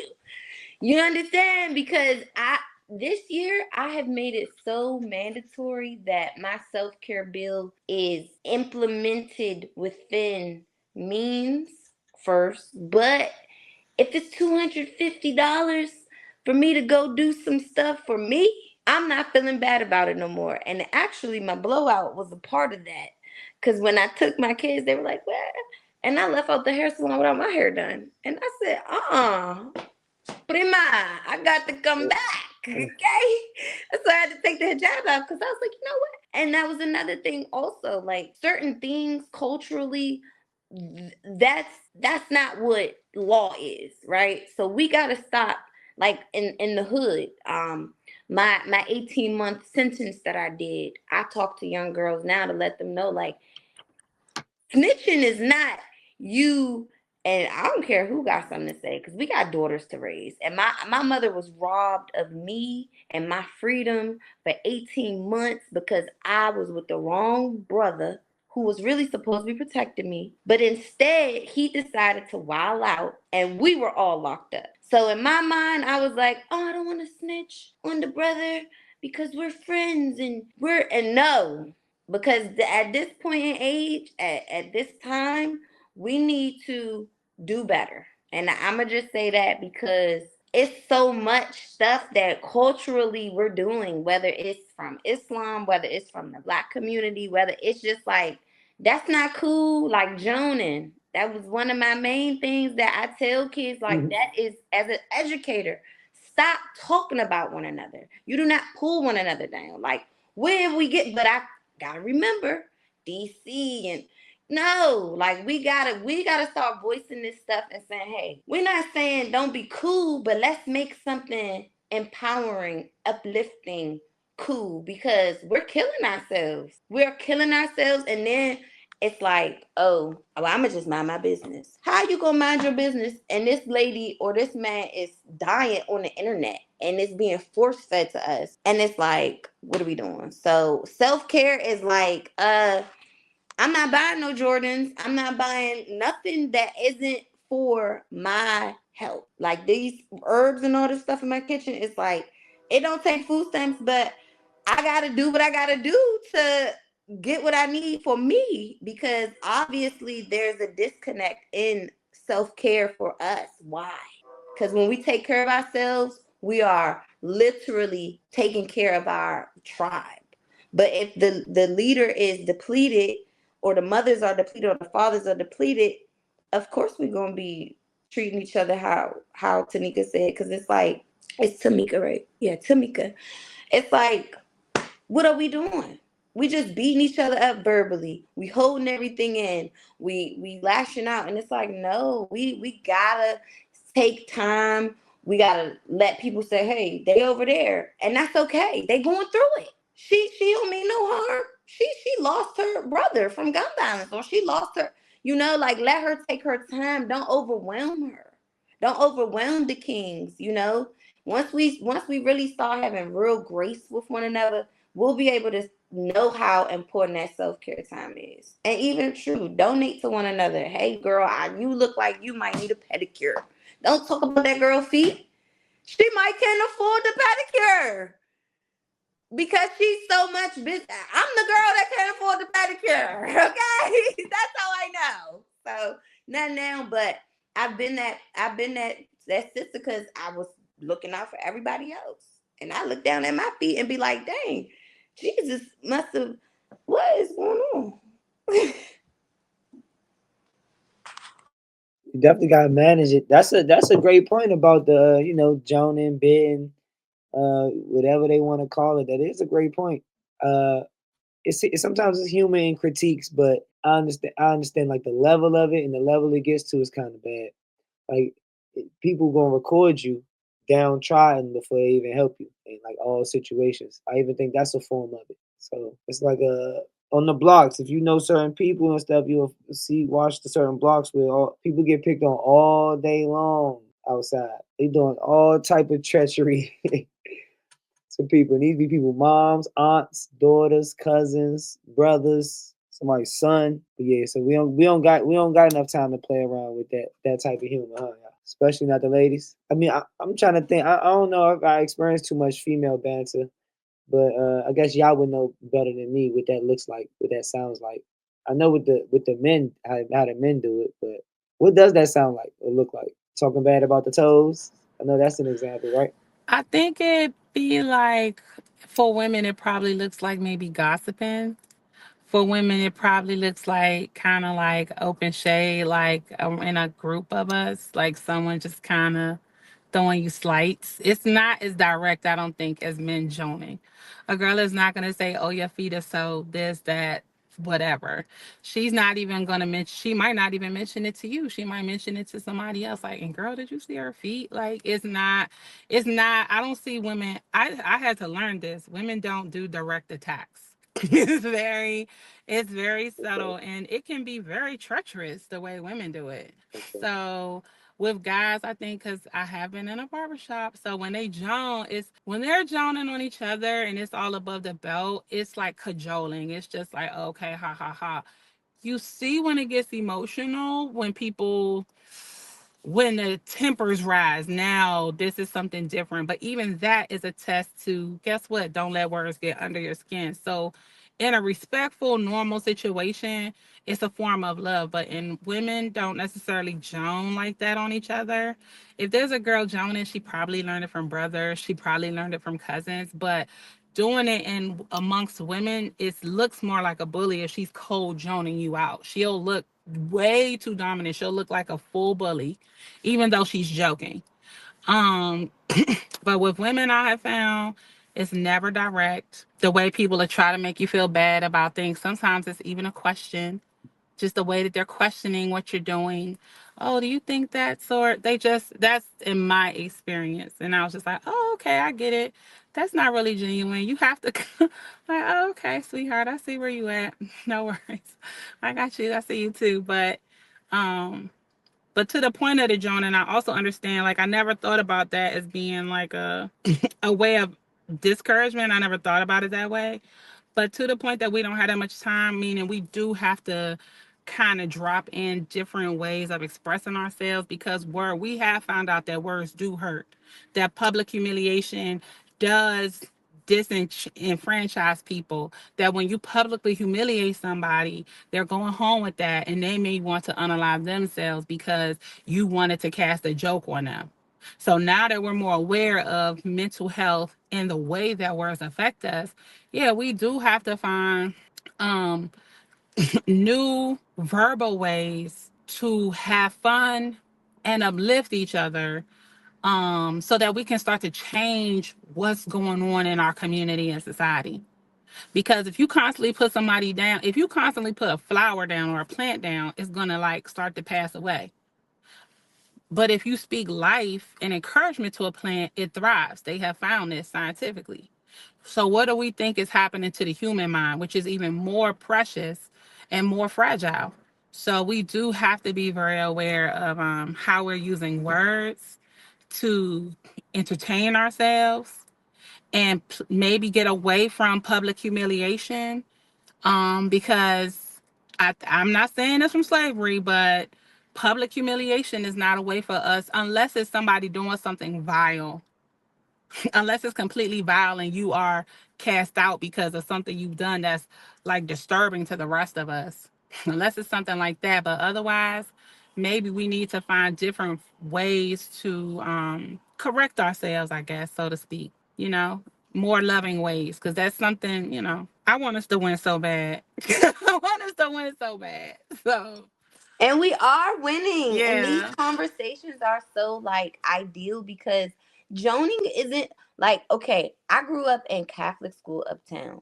So it was one of those things where it was like, okay, I'm with I'm with all the black kids that were able to make it out of the public school system because their parents at least wanted to try to do something better, right? However, we all ashy and struggling for real. So like us being amongst each other, like I met my ex-husband in Catholic school at elementary school, and I used to joan on him and he used to joan on me, and I actually used to save him from some jones because I'd be like, well, who y'all talking about? That's my dude. Like his high waters is cute. Can't stand the man now, but alhamdulillah, right? But this is the thing. We gotta realize, oh, matter of fact, we gonna talk about this. Do y'all know that I'm a survivor of domestic violence? Okay, my ex-husband. See, this is why joining is not right. My ex-husband told the counselor in therapy that I used to abuse him on the playground. That's why he abuses me. Now we went to first grade, second grade, third grade, fourth grade, fifth grade, sixth grade together. We got married at 28. Why are you telling the you understand the effects of what she just said, how Joan and Ken, so that man held on to whatever pain I might have caused him and brought it all the way to our marriage, to the point where this man would literally beat me for the craziest things. One of the things would be um, talking back, as he would say, or talking out of place. And when the therapist, that inner work that he didn't do before we got married and me being pressed to just be married, I should have seen certain red flags from the jump, but I probably painted them pink, right? Because he was my boo. But Jonan, you see how Jonan took that man to a whole nother mindset as the person who was supposed to be my protector. So this is why I actually took that and used it to be able to help, because my middle daughter, she doesn't like Jonan at all. Like, it's not like, she's just like, that's rude. That's not nice. We shouldn't say that. She don't even like the nickname. Like, my brother be like, hey, stink. She be like, don't call me that. I'm fresh. Yeah. So it's like, it's crazy how the generations will show you, like, no, we're not doing that. Okay. But it also, it sucks that her mother had to go through what I'm going through for her to be able to be that new generation of being like, we ain't going in the classroom doing that. I'm not Majority letting of you our call me nicknames come from stink. that. A lot of our nicknames come from being joned on. Daughter So, was like, her nickname is Uka. She's like, don't call me that anymore. I don't know what that means. I want to be fresh. I'm not making this up. And it's important because it's like, hey, look at what we can change here, guys. If we just take the moment to say, you know what, Jonan isn't nice. It's creative. Like, don't get me wrong. I did have to learn tough skin by making it through, but it's bullying. If we really look at it, right? It's borderline, So it's like you said, with mental health, it's like that little girl that doesn't have the clothes because she probably was surviving a house fire, right, in school. Oh, you're Smokey the Bear. I was called that for years in school because all my uniforms, all my mother could salvage from the fire was my uniform, and that's what it smelled like. So again, we gotta figure out how to encourage each other better, because luckily that ain't affect me nowhere, where I don't talk about people, because I know that you never know what someone's going through. for sure. That's a very interesting. We might have to make that a topic one day. It kind of became the topic for real, because that's interesting. About just how that affects your mental health. How he built resentment. Do you think? So I recently had a young man who's about the age of our son, who is, I think he's 20 now, and he had an opportunity to attend DeMatha, which is an all boys school. And when he was graduating, when he was his senior year, I was like, tell me, because he went to co-ed school with our sons in middle school, but for high school did the all boys school. So I said, well, what was that like? And he said, I really actually appreciated it. He was like, because we were able to have discussions, he said, that I don't know that we would have been able to have in front of women. And it really helped me learn and pay attention, I think focus a lot better without having, girls around, during this developmental stage, right? And I thought about that. I was like, wow, I don't know that little girls understand how not to emasculate boys. I don't know that Black girls are taught how not to emasculate little boys, and that I'm not giving any excuse or for domestic violence. Violence is never okay. This is just what my mind was thinking about with the joning and the humiliation. I think that we do not understand enough the importance of how we are raising our sons, what's acceptable to say to a boy as a woman, what's acceptable to say to a boy as a girl. Because I have our son, certain little girls, he's not going to hurt you, but you're also not allowed to be around him to hurt him. I do not allow little girls to talk to him in bad ways. I do not allow little girls to hit him or fight with him. And I let them know this is not allowed from his father or myself. You're not allowed to hit him, and he's not allowed to hit you. You cannot talk down to him, and he's not allowed to talk down to you. So as a mother, I can't shield him from all little girls, but what that will do to him is that moving forward, he can only accept women who understand this concept. And I'm saying this to say that I think even as children, we're not given enough of a healthy example of how to interact with each other between boys and girls. And now we are having all these weird relationship situations going on in our generation that we have not seen before. So some of these little things that we're thinking are harmless, they're not harmless, we're seeing. They do manifest into things that are not what we want. And we are in an information age where we can change this. We don't have to accept, well, that's how it's always been. No, this new generation, they are here to get things together. They are here to be our true God-like people. They're not here to be the lower version cast out from white society no more. The new children, anybody who's got children within the last 20 years, these children got a different spirit to them. And I think it's our responsibility to allow them to grow into that evolved version.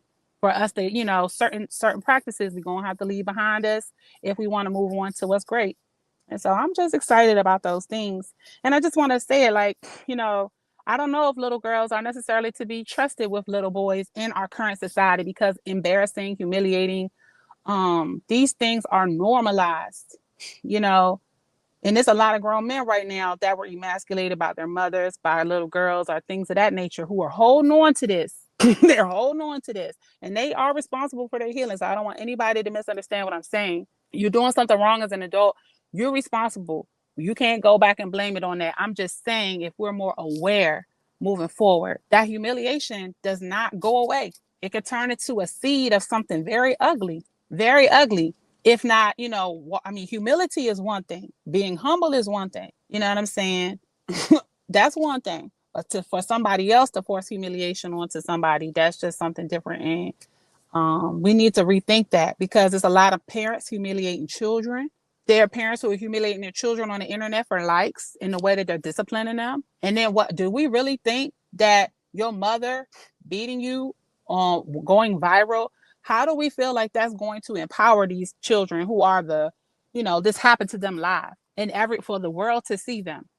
Like, are we, while we're clicking and oh my goodness, look at what happened. Are we thinking of people's mental health? Because now they have to, not only did they live it, but people are sharing it, looking at it, and now they have to relive it whenever the algorithm so see fit to come back across their screen. And these children now, they can record Joning. They not, at least when we were younger, the Joan was up in the air and it was into space and you never heard from it again. It can only live in people's memory. Like that looked like Craig whooping yeah, it could only live in people's memory. It wasn't like recorded. Now they recording humiliation. They recording joning you out. They recording pulling your hair out and ripping people to shreds. And that's like, just like I say, it's just, to me, it's just magnifying the hurt. Like now you never gonna live it down. Literally, you cannot live it down. So we are gonna have to just figure out different things. And do you think we're normalizing some of the things that we shouldn't subconsciously by doing this? can you expound with that, please? So like with Jonan, we've normalized it, right? So in a sense where it's like, I mean, they just Jonan, or like it's not. Oh, why are you talking about her? That's not, you know what I mean? It's like because we haven't interjected to say this is what this is. We've normalized it in a way. I mean, I could even take it to another topic, which I'm not, but I believe that we normalize a lot of things now, and now we're looking at it like, maybe if we did things this way, we wouldn't have these problems. But we haven't put our foot down to say this needs to stop. Like how you have in your household where you say, hey, no little boy or no little girl is allowed to be verbally or physically abusive to my child. And that is my ground rule. I think that in another household, it looks like she's just too strict, right? But to your household protection, that's what's needed. So I feel like we don't have any codes anymore. It's like, oh, this is just normal. That's normal. They're just being kids. Do you think we're normalizing things subconsciously? I definitely think we do normalize things subconsciously, or maybe people aren't thinking about it because maybe nobody interjected on their behalf. When you grow up and decide that, I grew up and decided, okay, my parents did a decent enough job, but there's some reparenting I had to do with myself. There's some protections that I wanted in place for our children, even from myself. I would like to protect our children from my emotions. I don't want our children to experience my bad emotions because I lack self-control, or because I lack covering, or because I lack a certain discernment, so that I wouldn't pass on my trauma down to them. But this is not a mindset that the parents before me had. I accept that parents did their best, but we have to start calling certain behaviors out, that as we start to understand that these are actually traumatic. This is trauma that you're asking people to take on. Are we godlike, or are we animals? Which one is it? Because you have to be fully responsible for your actions in order to change something, or make it better. And it's like being good or doing the right thing sometimes. It's not always popular. It's not always popular to live in a high spirit. It's not always popular to, try to rise above and be your best. That's not always looked upon as a good thing. So if we're not speaking encouragement over children, if we're not showing them with our own words, because guess what? Children that are doing it, they didn't get it from nobody. And this is why I feel like women are so responsible for what we say, because we are the ones that are teaching language to the children. So all these we, cuss because the women language is so vulgar, and I'm not going to just put it on the mothers and the women, but I believe that because a lot of women come to Islam and they're like, oh, I want to stop cussing, and it's just like, yeah, because we weren't supposed to be speaking in this vile language anyway, because we are the nurturers in the household and the leaders, right? So now all of these young girls who are very disrespectful to themselves for speaking in these manners, it does a disservice as a mother for me, because now I got to do more work in the community because my kids know better. But I got to and I got to take a risk, because my daughters, they be looking at me like they got a mama. Because we be on the train and I'd be like, excuse me, can you not, maybe the whole train doesn't need to have your conversation and how Shaquita owes you some effing money. And, I want her to pay you. However, can you not cuss her out right now? Can you cuss her out later? Because me and my 5-year-old deserve to be on this train at peace, and she should know that Shaquita owes you your effing money, respectfully. So my 10-year-old is looking at me like, Mama, you need to mind your business because Shaquita owe her. Okay. And if Shaquita owed you, you will be feeling some type of way too. So it's a way. But the respect that I was given by her starting to whisper and saying, girl, because it made me feel so good as a mom, because I didn't give her an approach where she felt like she needed to be, and you got me back then.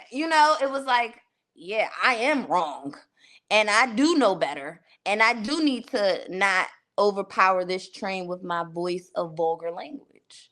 So I think that when we take the moment to just love, we just got to love one another, y'all. I love all of y'all on here and everybody that's here witnessing this healing, because, like I said, we got to do it together.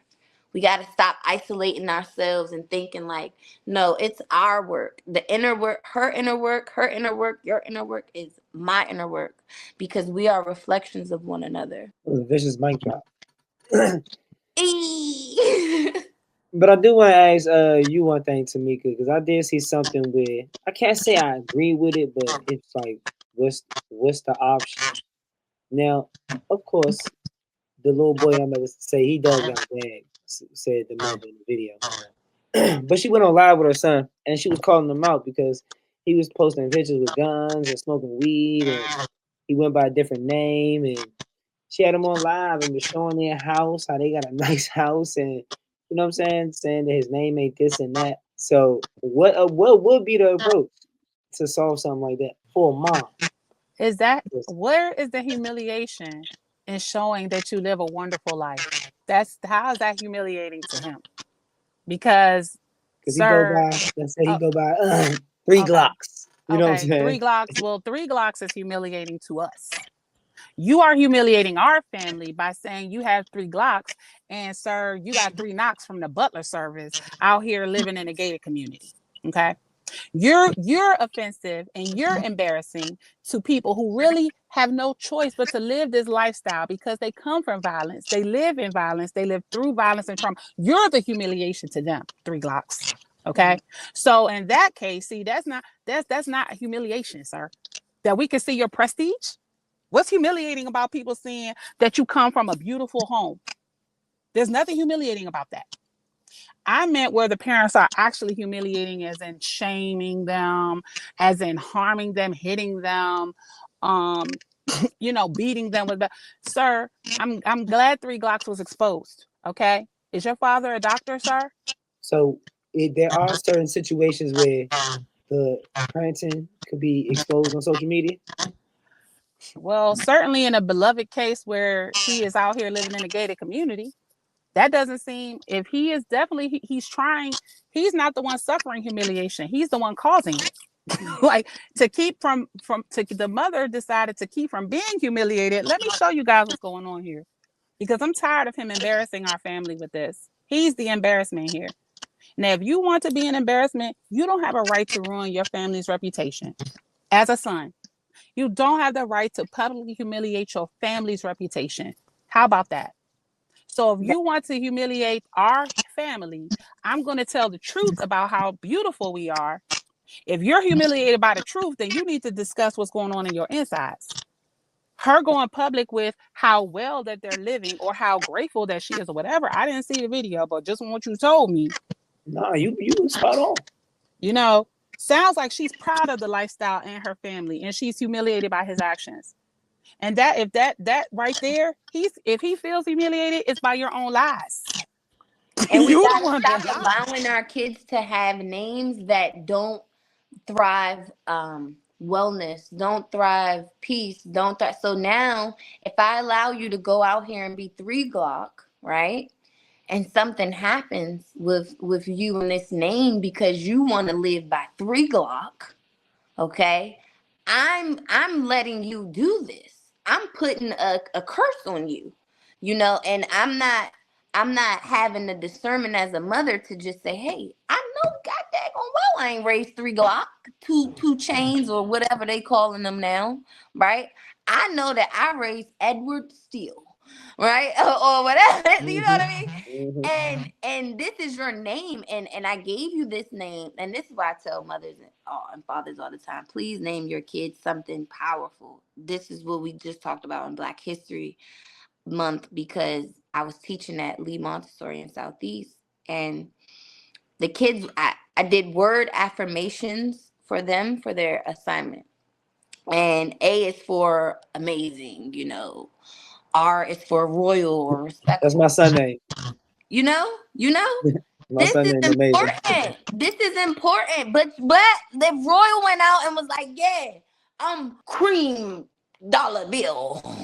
And that, I don't know, you work hard for him to not have to even call himself that, because what you need to be cream dollar bill for? Or we struggling like I don't know what. Like, what you got some cream dollar bills over there for that I don't know about? Like, what's going on? One of the children's name was Royal. Yeah.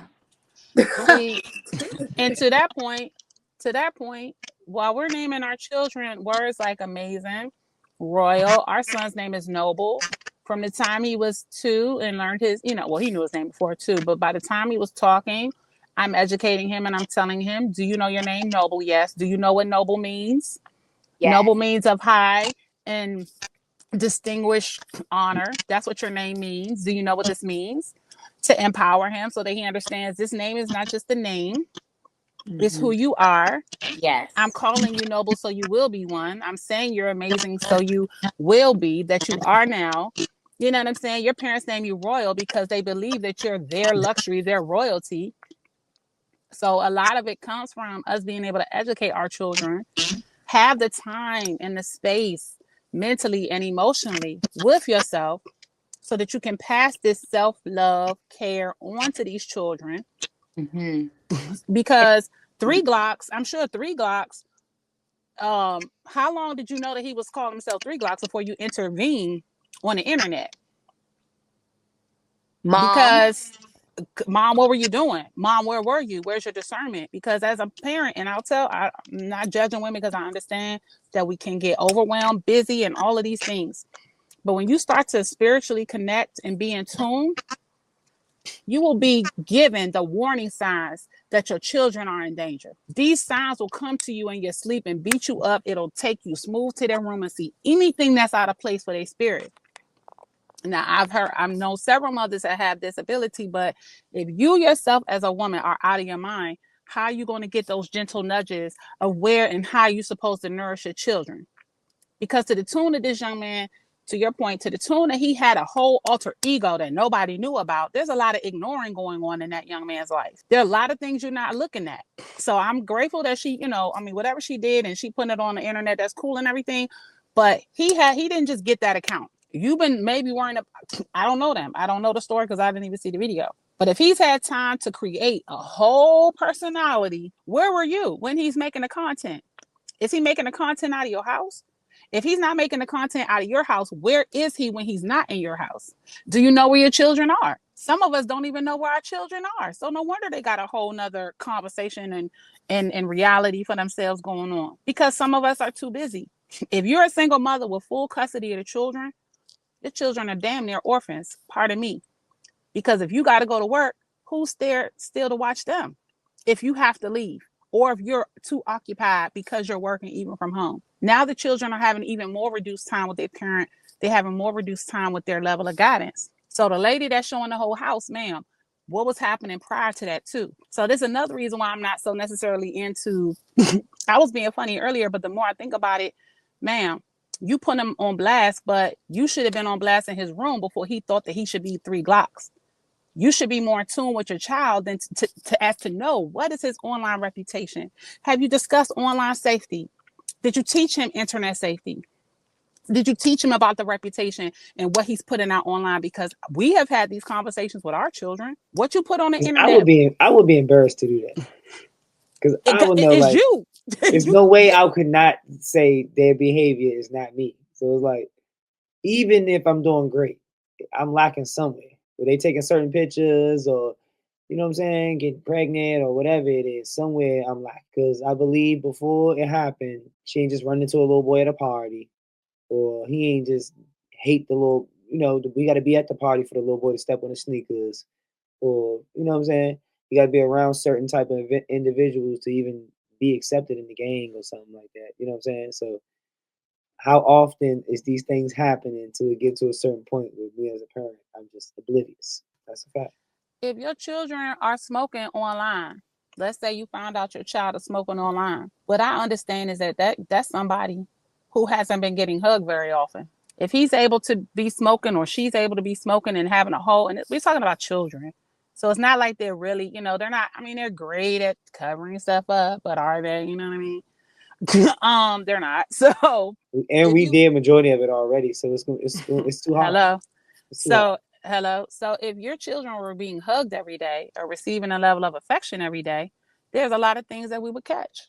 If your children start to reject affection, you even catching that. So it's just like there's certain things about parenting, to your point, to the point that the parent is putting it online. There's been so many things going on in your home that you just totally didn't take a look at.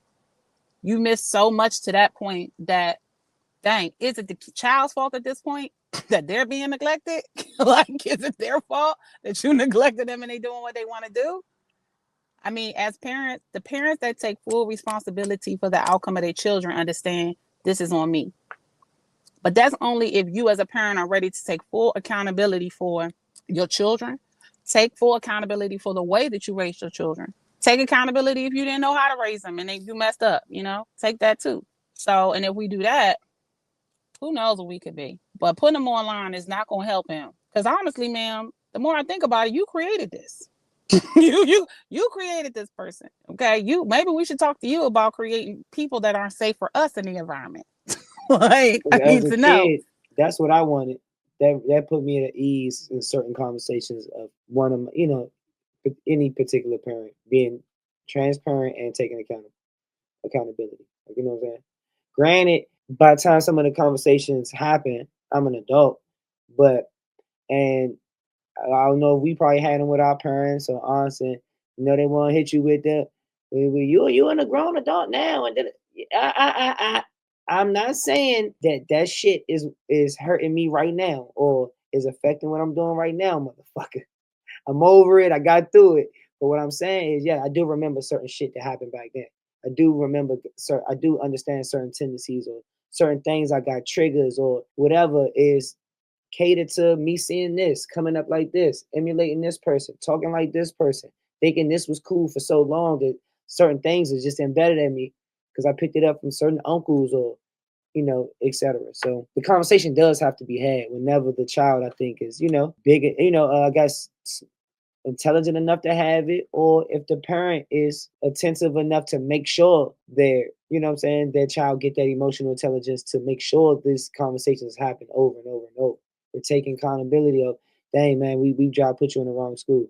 Dang man, I wish I did get you that car for prom. It could be whatever the hell it is. Like, dang, I know those shoes meant a lot to you, but I really just couldn't make it happen. Because sometimes kids is kids. They gonna want certain shit. Yeah, I'm just, it's great because if we are able to have these conversations, then we're able to leap over. And now, instead of it being associated with a negative emotion and memory, you've unlocked a power that's going to push you forward instead of something that's holding you back because it did hurt you. Like, I don't know if people know that certain emotions have certain frequencies. So if you're constantly being visited by shame, if you're constantly being visited by guilt, this is a forceful emotion that'll actually pull you down. But higher emotions like gratitude, higher emotions like awareness, higher emotions like willingness, these things actually lift you up. So if you're constantly to the point, this is about the conversations that we're having between the generations, able to visit them and release them, you get to propel yourself forward that much more.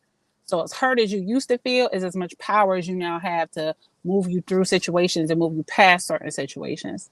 So, I'm definitely open to us, just having tough conversations, being open to accept whatever, and then moving forward. Like, just, accept it. And then you can, I think my friend used to be like, resist nothing, just accept it so that you can process and move past. Like, we all mess up. We all mess up. It's cool.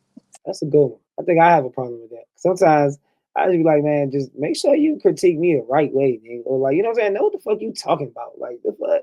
If you gonna tell me I did something wrong, or like know exactly what the fuck I did. Like, but I gotta accept it all.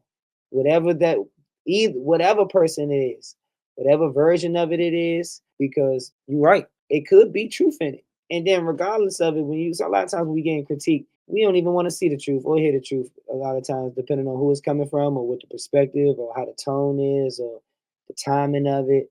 So accept it all. Why resist it? Especially when people say you made me feel away. Sometimes you can't even control how people feel. So if I know that wasn't my intention, why even dictate, well, why are you feeling like that? Or even attack why they felt like that. It didn't even matter. If I know that wasn't my intentions, I apologize. Because people gonna feel certain type of ways and they're gonna take things you do the wrong way, and we can't fight every single one of those battles. So give it all, resist nothing. That's I think one of my favorite ones is also like not to take anything personally. I think it was like one of the 4 agreements. It's like, don't take anything personally. It's just like, I felt this type of way. It's like, dang, what else happened to them that day? And I also have to, and it helps you to decenter yourself as well. You know what I'm saying? If somebody's having, for instance, somebody is treating, who taught me this? Working at a shop kind of taught me this, and they did it in a joking way. If I would walk in and I had a bad attitude, they'd be like, what's wrong with you? Hello. I didn't do it to you. You can speak to me, right? And it would kind of bring me out of my head, like, okay, you guys, you're right. There's something living rent free in my head right now that's causing me to be outside of my normal self. And they're making a joking way of saying, hey, join us back in reality. Don't take it out on us because you got something going on. But also, that made me think like, wow, you're impacting other people with how you are, and other people are being impacted.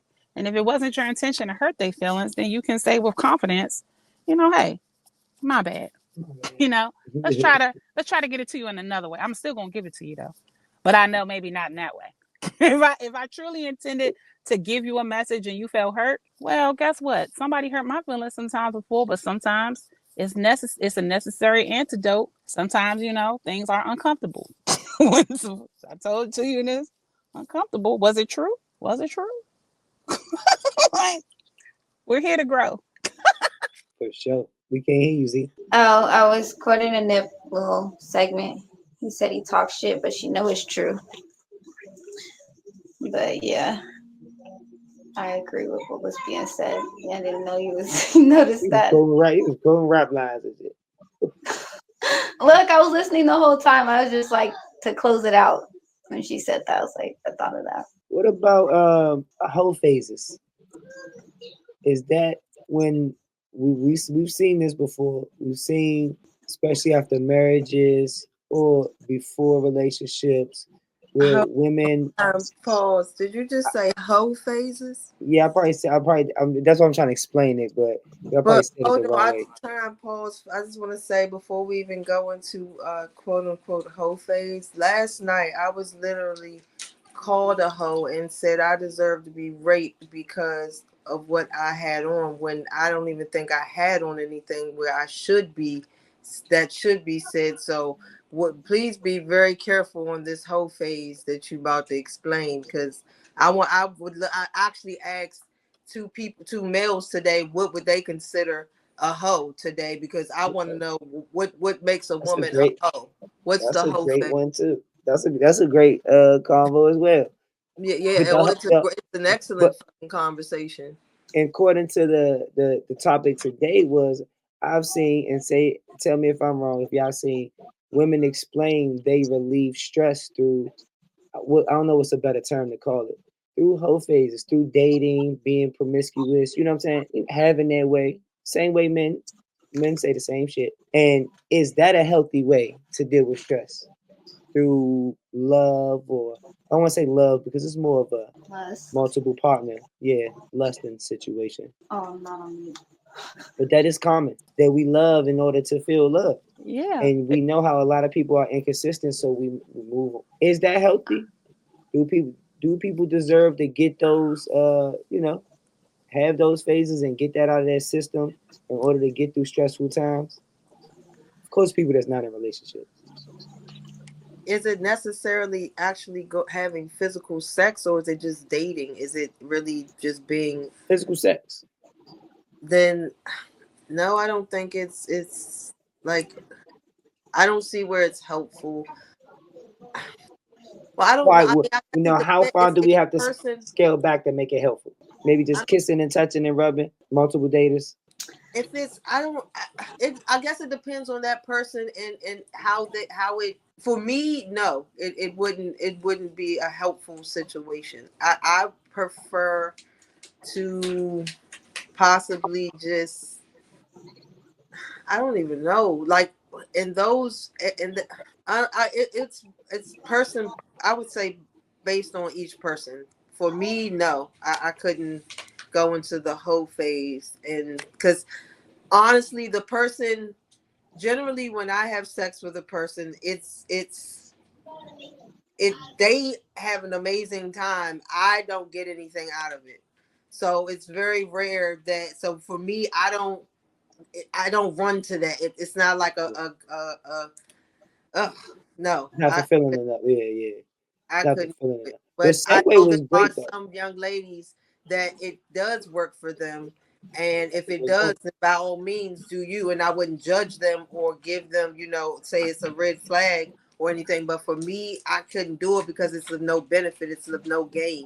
And now I have someone chasing me for some pussy, and I didn't get any benefit out of it. So no, I couldn't. Yeah.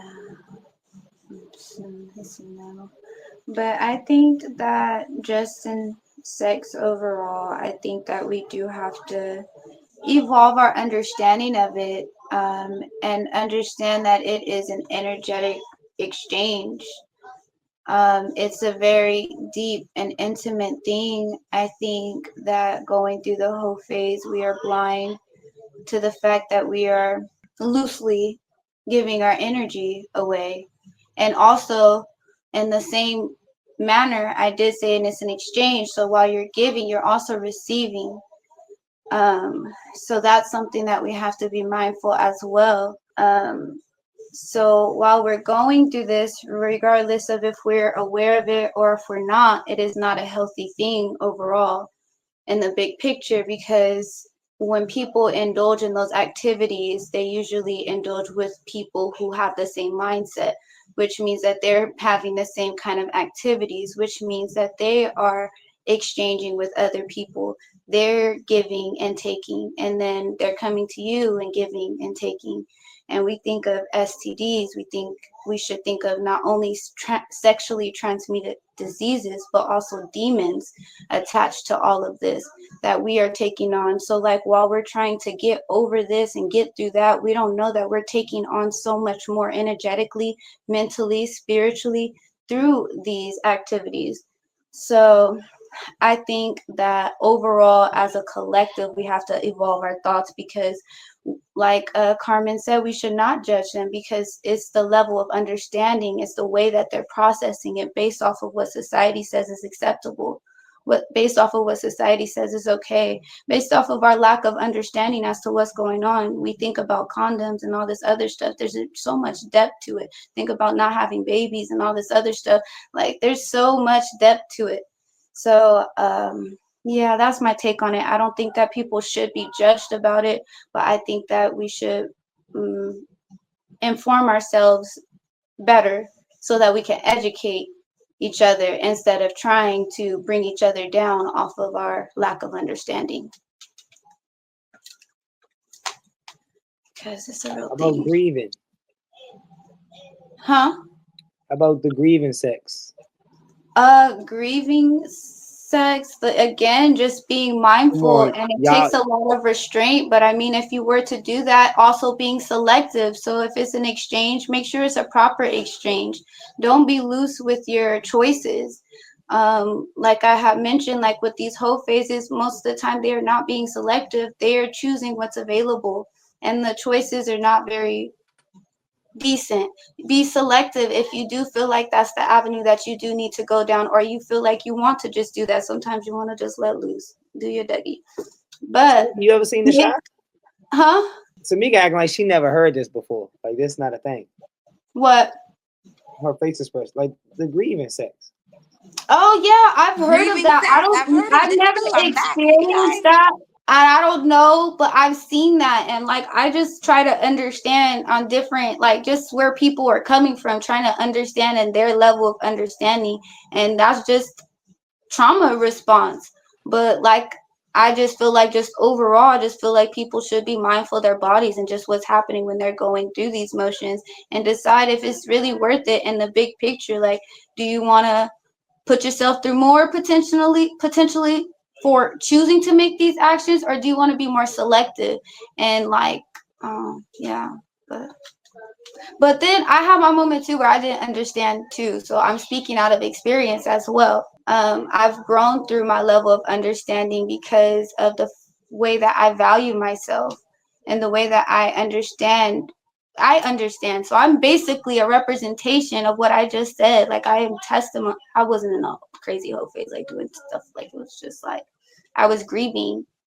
So it was after a breakup, and I literally was like there was this guy that I've never even thought about going to that level with, and I've known for years. But after that, like I was open to him, and then after that I moved on to someone else like a year later. Then after that I was just like, dang, like it hit me that they say like a body count my body count how it went. I was like thinking of the span like from 1 to 3 in the matter of 2 years, and I was just thinking also, how long did it take me to get to 1? And just like that evolution of that. But that was really a whole phase, because I was going through, like, even though that was the only sexual encounters, I was still entertaining conversations. I was still being in certain spaces to be open to things like that. So I had to evolve through that my own way, So I'm understanding through experience and then just an evolved understanding. That is so awesome. Shout out to you for I, self-awareness. I'm can back. we? Go ahead, I Dyke. would love to see if we can answer Common's question. This is a great question. Like, I might have to put this question every damn night. Well, not every night because it may not be relevant, But what is a hoe from the mind of a woman? Because I can give y'all maybe a male's perspective, but ours is pretty much simplistic. But what is? Does body counts matter? Does time frames matter? Does the type of people matter? Um, does age matter? Does age matter for your age when you started, or what means the most? Can we get a category for like she got a certain number in between a certain time, or she deal with a certain amount of people? And I mean, not saying nobody can be unforgive, And then hey, let me ask y'all: All of Is those are factors can you because be a a duck is a duck. rehabilitated hoe? Like, is that possible as well? And what is a hoe, y'all? And matter of fact, we might as well big because this is important. I'm gonna ask the ladies, what is their definition of a hoe and the statistics or et cetera, et cetera. So y'all please define to me what is a hoe. And we gotta go to you first because you gave me this beautiful question. Categorize females as hoes, like based off of what I've been taught what a hoe is or been made to believe what a hoe is. I feel like I give women a frown or I don't really have a title for them, but I frown upon the way they behave, and if they were to be, I don't even know how to like. I guess if I were to walk into a restroom and a woman was having sex and she didn't even go into a stall, like I would frown upon that behavior. That type, like it's very. But again, maybe she's just, I don't know. Like I don't really want to categorize a woman because I don't know her how she not really values herself, because I don't want to say she's devalued, but I know that I wouldn't operate like that. So, and I would frown upon that and frown upon myself if I did find myself, that and inebriated that I'm in the bathroom fucking and I didn't even go into a stall. So, like, it's really more so their behavior and how they, I guess, portray themselves, but not so much like how many people they've slept with or things of that nature, because like that's, I mean, I don't know, I wouldn't categorize it in that way. How do I define a hoe? Goodness gracious. Goodness gracious. All right. Some of my opinions about women's body counts come from, I don't know if the science is right, but kind of made sense to me. I read something about pair bonding. Please don't put it on me. Please put it on this research, okay? So evidently, I don't know if the same happens for women. I mean, I don't know if the same happens for men, but evidently, somewhere after 5 partners, women begin to lose the ability to have a healthy pair bond with a partner, a healthy, sustainable pair bond, which is sexually bonding with partners. So basically, phalluses, after 5 phalluses, you start to lose the ability to have a deep connection with someone who you're in a physical, I guess, relationship with. And I'm just thinking of it in that respect, that as women, I don't support a whole phase. I don't. I'm gonna just be adamantly saying no whole phases, because it's really just abuse of yourself, When men do it, I don't care what a man will do with his phallus. That's on him. I don't have a phallus. I never have had one. So I don't know how they maintain those or keep those safe. I can't speak on that. Right. But I do understand that as a woman, I'm born as a natural born woman. I'm born with a uterus and a womb and a set of things that men don't have. And so I don't believe in letting all sorts of people into this highly energetic, highly precious space, into this highly sensitive area on my body that also acts as its own brain inside of my body.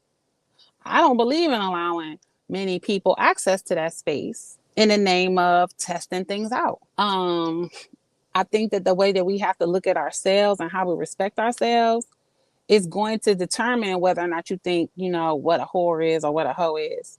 I want to be respected. I want to be valued. This does not take away my urge as a heterosexual adult woman, but I do not want to be utilized for sex. I don't even want to second guess that that's what's going on. And in my experience, sex does not seem frivolous or casual to me. It doesn't seem that way to me. I've never heard of grief sex, so I was kind of trying to figure out, what is that? Is this somebody die? Is this sex that happens like after a funeral? I'm so serious. Please, I'm open to education on that.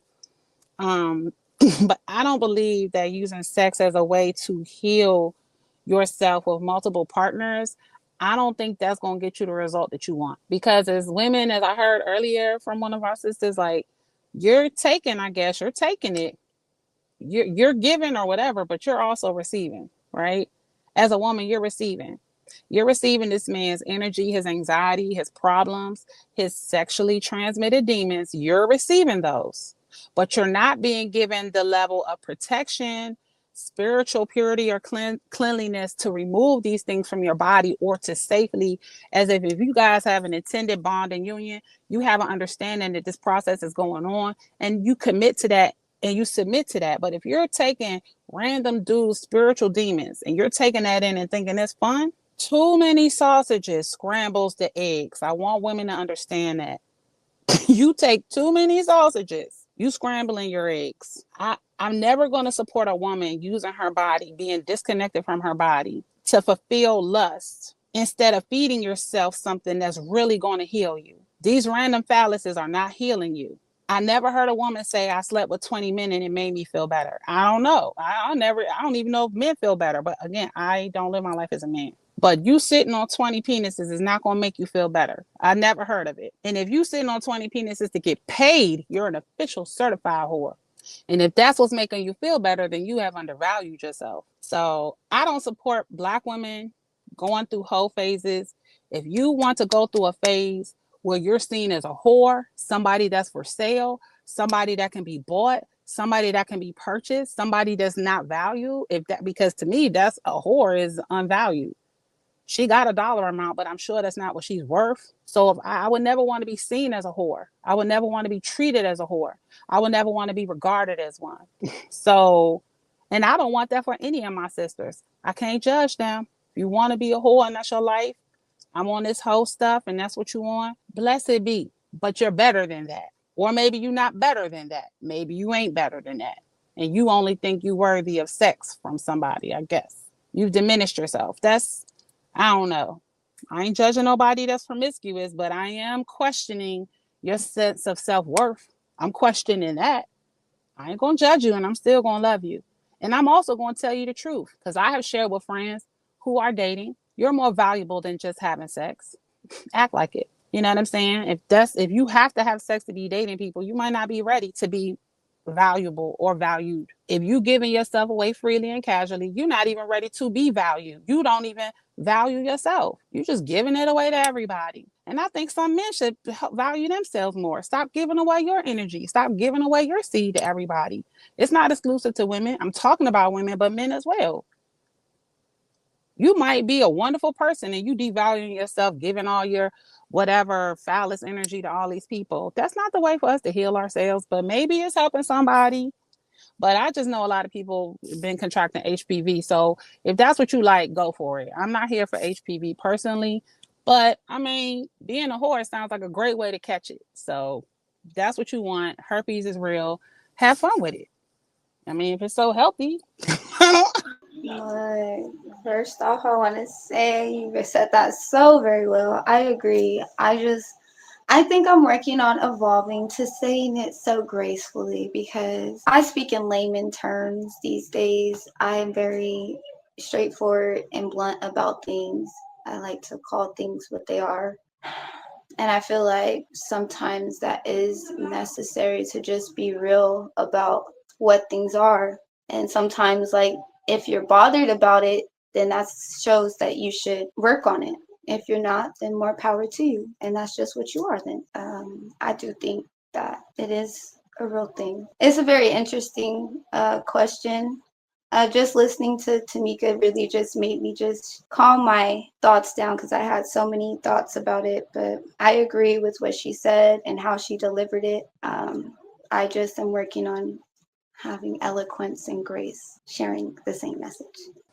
Excuse me, can I say something? I wanted to say to Carmen, I'm sorry that someone used I that language with so you. upon a parents, like if y'all when we get Yeah, on that's out of on my line. page, I had on. You can see the outfit that I had on. I didn't. I've worn even more provocative things like that and wasn't called a hoe off of what I had on, and that I deserve to be raped. Like I don't understand. That's why I asked the question. But as far as body count, things like that, I don't agree with it either. I feel like you've devalued yourself, but I still wouldn't call you a hoe. Like I don't. I agree with if you're selling. That is the technical term. If you're selling your body, you are a whore, but or a prostitute rather. But as far as just because a girl has on a certain outfit or things of that nature, like I wouldn't categorize her as a hoe. Like I don't know. I don't know what term I would use. I have to come up with one, but I was called one because I had on an outfit and I just looked like I must want to be fucked, or I just have sex all the time, or I don't know. I don't feel like I should have a turtleneck and corduroys on to be, you know, of value. So, yeah. Yeah, I'm sorry that someone was using such violent language because that's actually unacceptable. It's just unacceptable for someone to say, you deserve for a crime to be committed because that's a crime. So you deserve to be abused by a crime. Um, that's absolutely unacceptable. So I just wanted to let you know that's just not okay for anyone to say that. No, that's a I crazy ass agree. statement to say in public. Like I you had agree. to really be prepared to go down. You know, to That's go never. down to like, or but then I But can't say that because if it was a man and he caught you in like a sneaky little tight spot, you know, niggas would say some slick shit. You know, so I feel like can't say. that's a test to who he really is and how he feels about himself and how low he values himself. And he's really just trying to project that because that was really uncalled for. And then, like, even how you explained a little bit about the setting, like, what in the world to even feel comfortable to say something like that? Why do you think this woman, like, what? I am sorry that you had to go through that. I Yeah, yeah. apologize. That is unacceptable. That is out of line. Please People need to do enlighten me, better. guys, because I don't know I don't know how the topic shifted to this much needed discussion, and I did want to give my input on the question at hand. But what was the how did we lead to this? Because I heard that Carmen had experienced something. I wish I could bring your fit up. Oh, the question was, what's the definition? You know, your definition of a hoe. But Carmen also how it stemmed was her expounding on her late, you know, a late experience involving somebody saying something crazy to her based on her outfit. Well, Okay. I started with you talking about us, you having a hoe phase, and then I said when you said that, I was like, wait, what? You say hoe phase, and I was like, wait, last night I was called a hoe. What do you categorize as a hoe? I was called a hoe, and so it said I was deserved to be raped based on an outfit that I had on, and so that's how we transitioned into the whole situation. And so after we talked about the hoe phase, Trey came back and said, well, let's go back to what Carmen said, what's a hoe? And then we got here. Thanks for the update, guys. So I have a little bit. I actually will give y'all from the host perspective a poem, right? Don't call me lost. I know where I stand. No ring on my finger, no mark on my hand. I move like water. I flow and I play. No promises made, no reason to stay. You ask for, this is how um, you watch me spin through the city lights, body that tempts, a face that ignites, but beneath the silk and reckless stares, there's more to me than what's laid bare. I don't ask for forever, I don't beg for a name. No illusions of love, no losing the game. Freedom tastes sweet when the chains are gone, but some nights I wonder how long I'll hold on. I laugh at your whispers, the words that you throw. Ho is just a little title I already know, but I own my choices. I write my verse. A sinner who sins, no better, no worse. And if empty, I'm filled up again with pleasure of pain, with lovers of friends. But deep down, I ache, though I rarely complain, because even a hoe dreams of spiritual exchange. Yes, I have to turn it off. Thank y'all. I was Thank kind of y'all. loud. I ain't want to like go crazy on y'all. So I don't know if I'm that glad gives I y'all was like my paying attention perspective. from the jump, so I didn't miss nothing. Yeah, I don't know if that gives y'all my perspective, but we all have walks, and that is a poem that I wrote and a walk that I had. That was dope. I think it was That very was well so dope.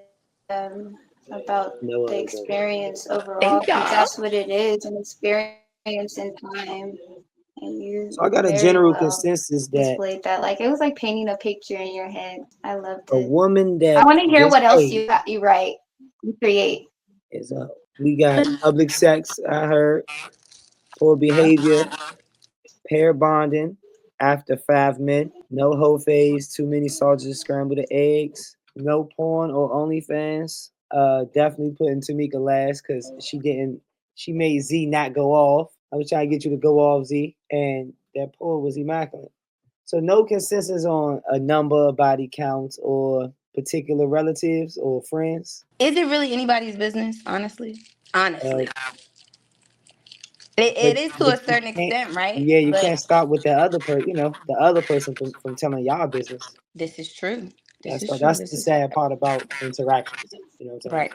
Okay. And who you interact with, right? So is any relatives off bounds or ladies just as Relatives. it Wait, what are we talking about?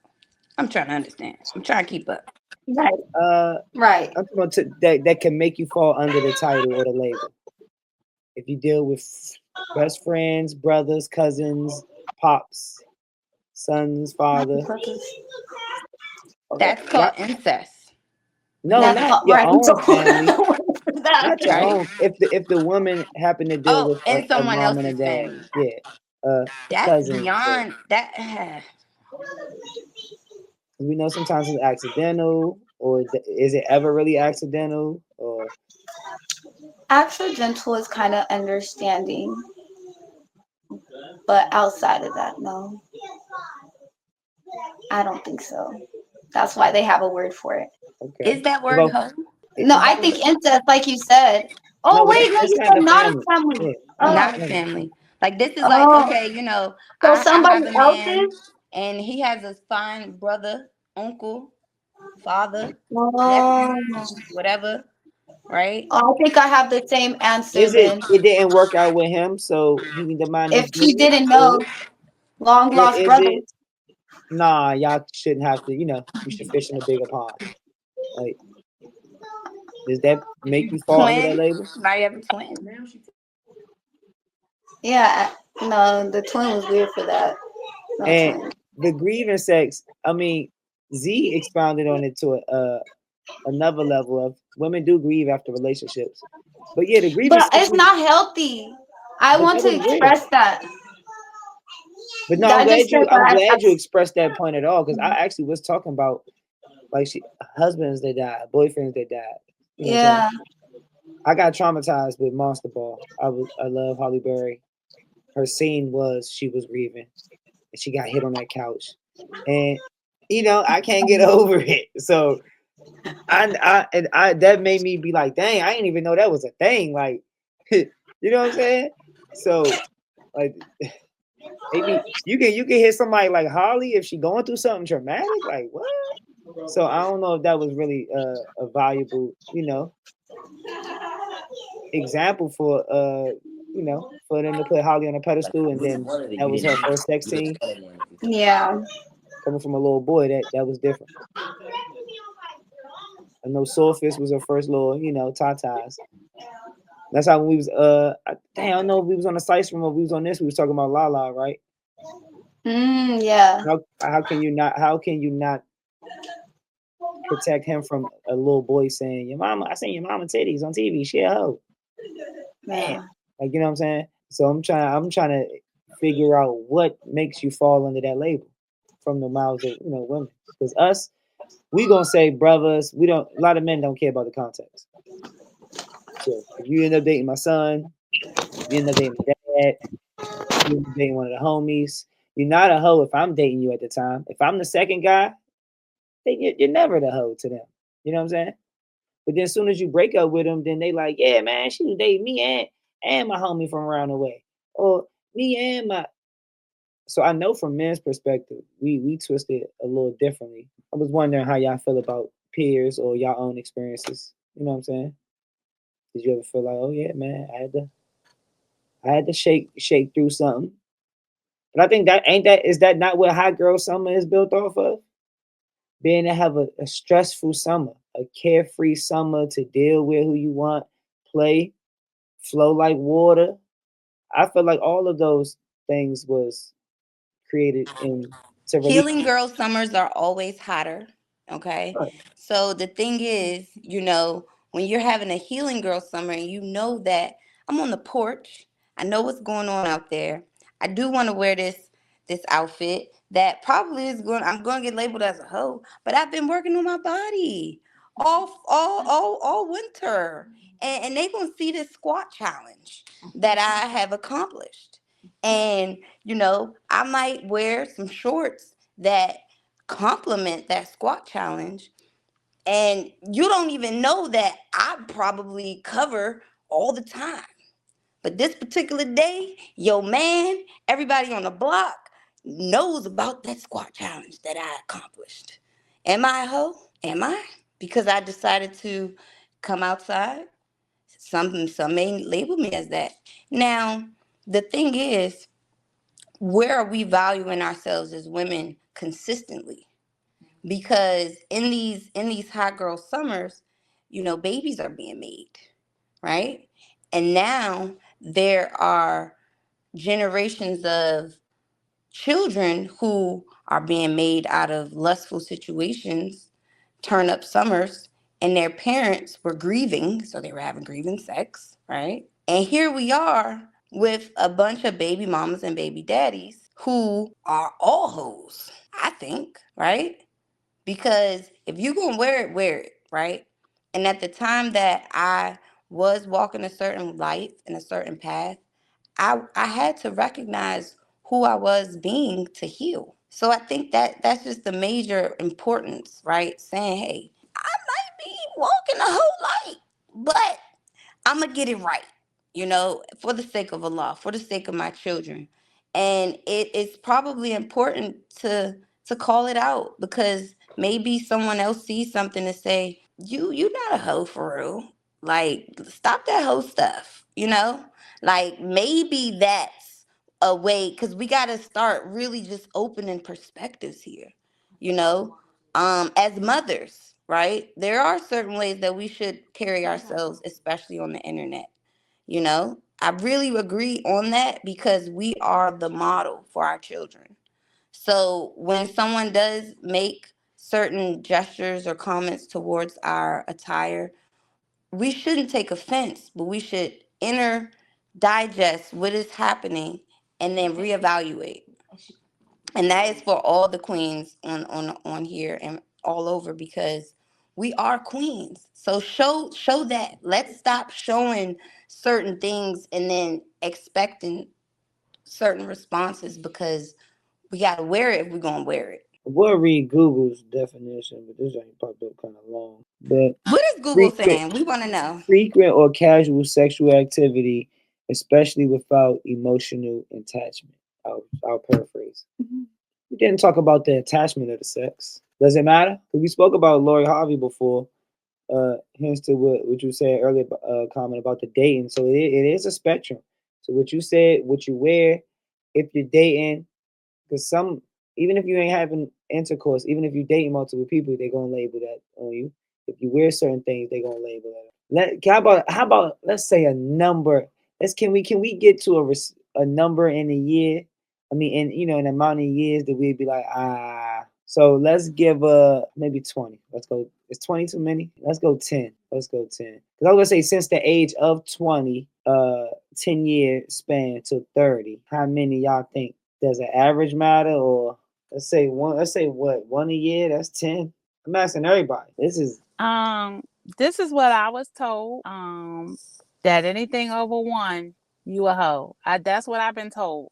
And I was not told, I was told this by men. And I'm sitting there thinking, okay, I guess that's the average. And then I'm realizing that I know some people who are probably up in the 40s. And I'm like, well, if at value, if these numbers start to coincide with your value, meaning 0 is that you're pristine, you're brand new, your purity level is at 10. This experience has never been there before. At 1, that's 1.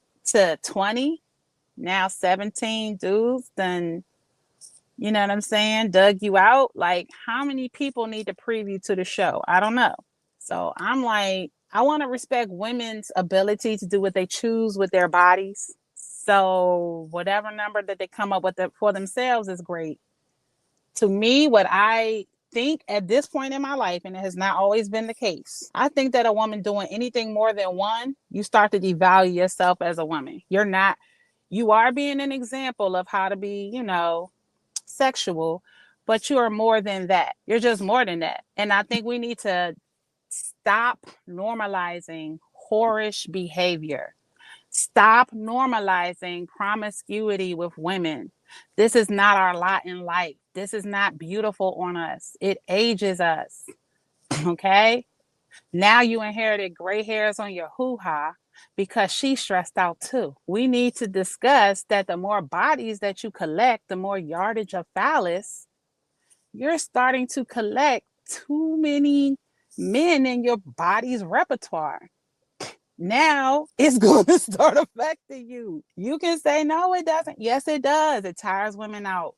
I'm not woman enough for 20 men. I'm sorry. I'm not that much woman. I'm not that much woman. I don't know how much I could take. That's crazy to me. And we're measuring Black women in a way that takes us away from our purity. So I'm going to say, do what you want with your personal time. But anything over 1, now you gambling. That's just how it is.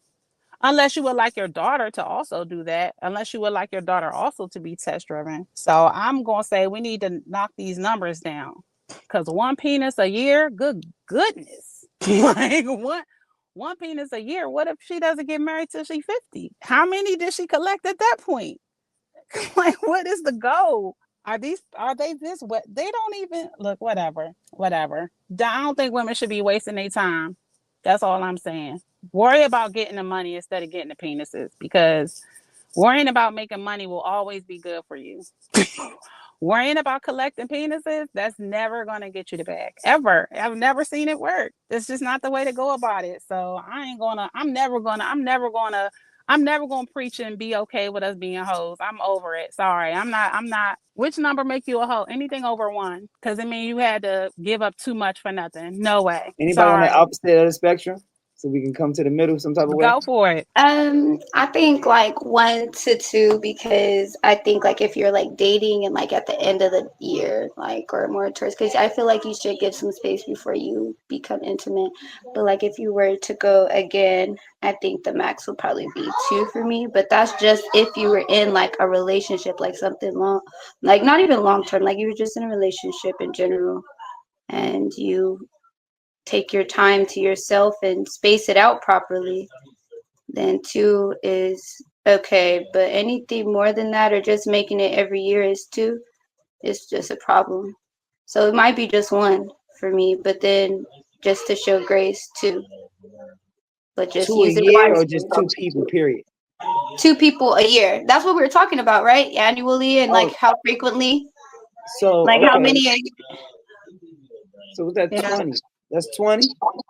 I said don't make a habit out of it, and I don't think Or that so you should maybe like even be doing an annual thing. Like honestly, 13. like my thing is, like I had led with, is just we need to evolve our understanding of sex. Like I'm just going off the basis of, if that's what you're gonna do, then do it, and just try to be mindful within some kind of boundaries. But if we was to be frank and be for real, you shouldn't be doing that. Like all of this loose casual sex, loose dating, all of this other. I'm not in support. I'm not tuned into that. I really feel like you should honestly be mindful and try to wait until it's the proper person that you could be long term with, where you're not worrying about every year trying to find somebody else, or being in a relationship and then being in another relationship at the end of the year so you could have two. Like, no. Worry about trying to find someone you're compatible with to do those activities with on a consistent basis. But all of this random stuff is crazy, and like, no. So I was saying that just off the basis of the question. So if you like 30 with like 13, you cool. That's pretty cool. That ain't bad. Huh? That's what you 30 said, with right? You like, 13? yeah, since 20. Because you 10. said 1 a year, maybe 2. 1 a year, that's 10. Giving you grace with that extra 3. Like Yeah, that's great. but I'm gonna But say that's just living in modern times and just living off of just like, that's like having your head on a swivel in the Matrix. Having your head in a swivel in the Matrix. I feel like that's a good number. But if you were to do things the proper way and be mindful and hold yourself to a certain standard and a certain value and expect a certain thing for yourself, it should be less. Because honestly, another thing that I'm always mindful, just even my entertainment, like I cannot have sex with that many people because I can't even talk to that many people. I can't hold conversations with that many men, because of the fact that they're not even able to communicate. They can't have these bases of conversations. So like, we can't even get to that point for me to have 1 a year. Like, I'll be lucky if I have 1 conversation a year that's stable enough to even entertain that kind of thought. Like, and then I value it enough. Like, I want you to be my peer before I want you to try to go there with me, because I value you. I haven't got to come across you. Like, what? Can you be my friend, sir? Can I get to know you? Like, look, there was this song, Love Me in Slow Motion. And then, oh, I'll say this offline. Okay. Tamika, so I don't want to misrepresent you. You saying 1 period in life. 1. After 1, you're done, right? Just so I can make sure. This is what I'm saying. After 1, you need to slow down.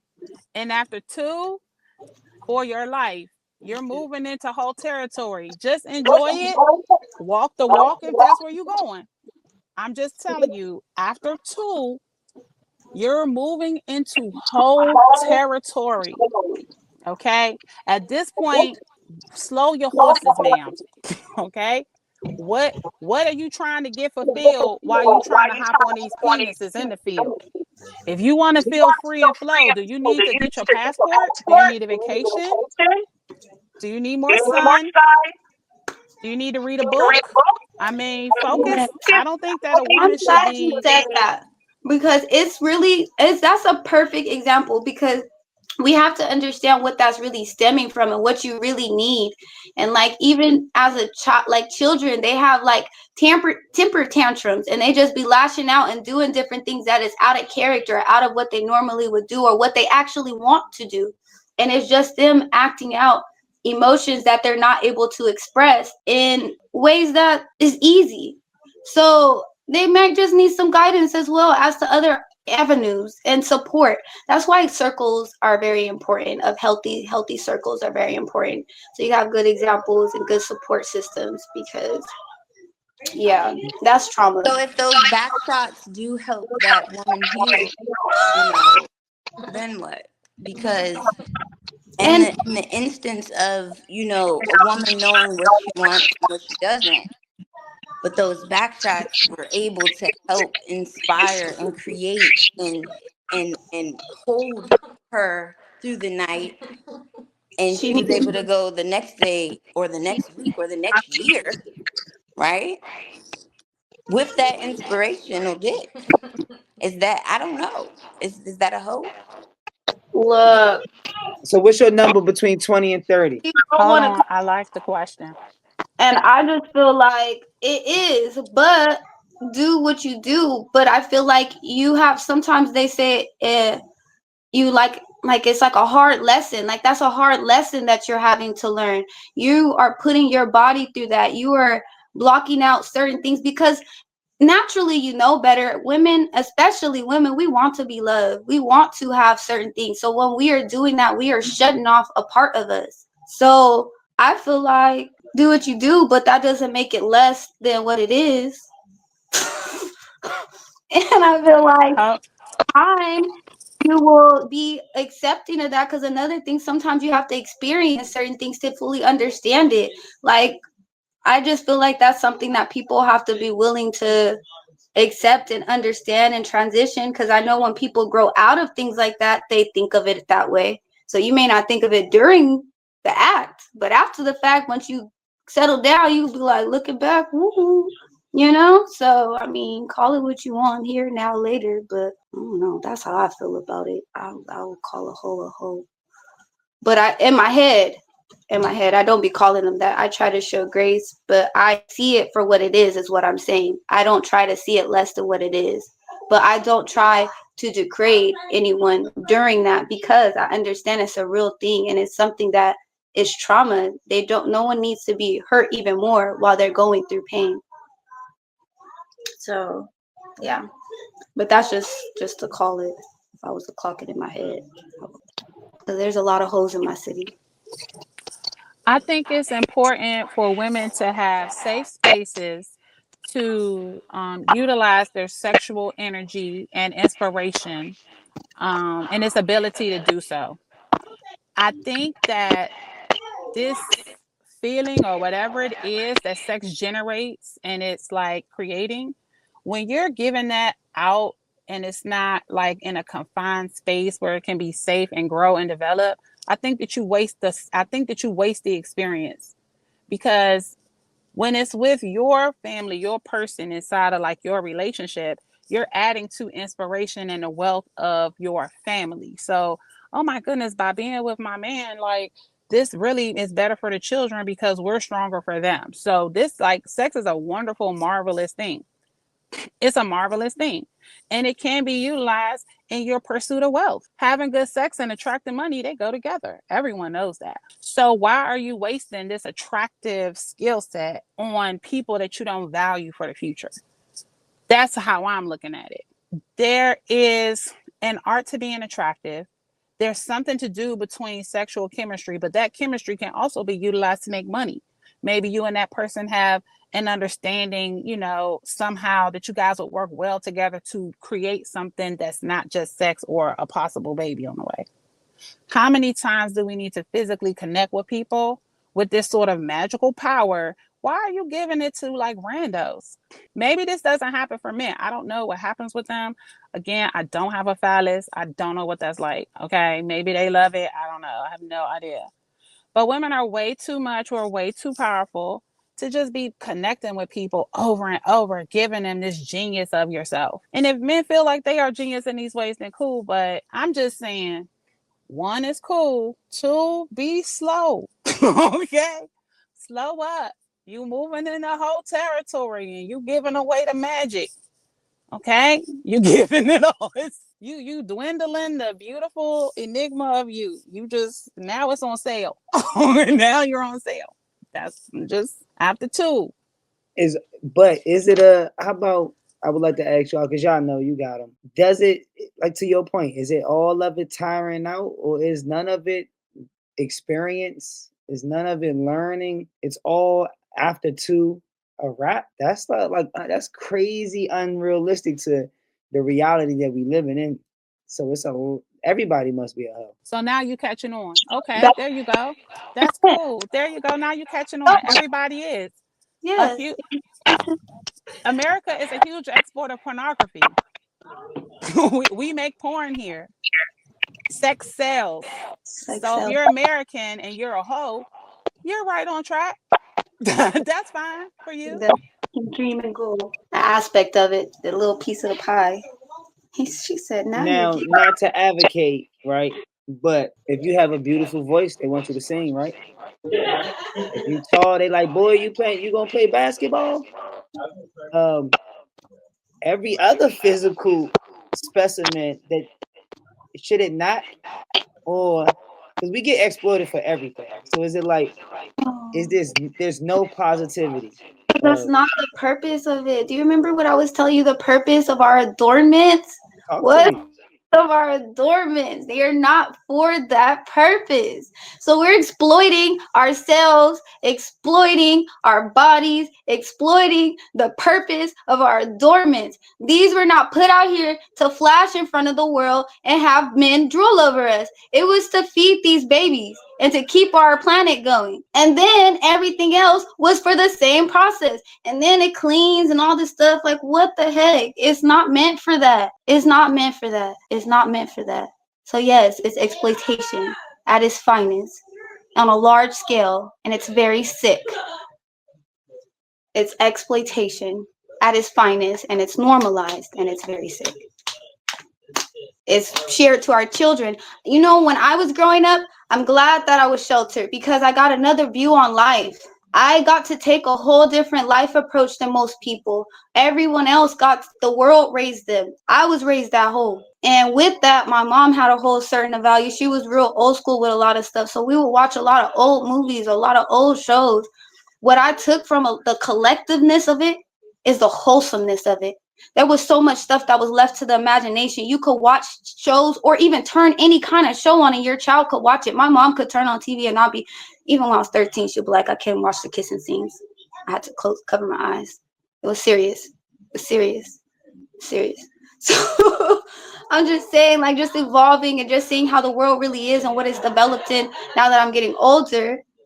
I'm just like, nothing is left to the imagination. A child is not given the opportunity to be a child. Their favorite celebrity crush is a hoe. Is a hoe. We look. I said I would call a spade, a duck, and I don't do this. I don't do this. But What if about we that, ladies? they are hoes. What about the young girls being able to have adult crushes at certain ages?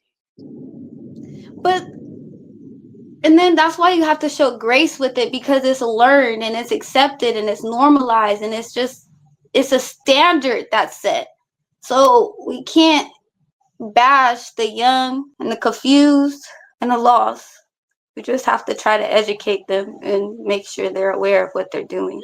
Well, it's not a frustrating thing because with I just knowing think your power as a woman and not sharing it or getting exploited, you're understanding your value.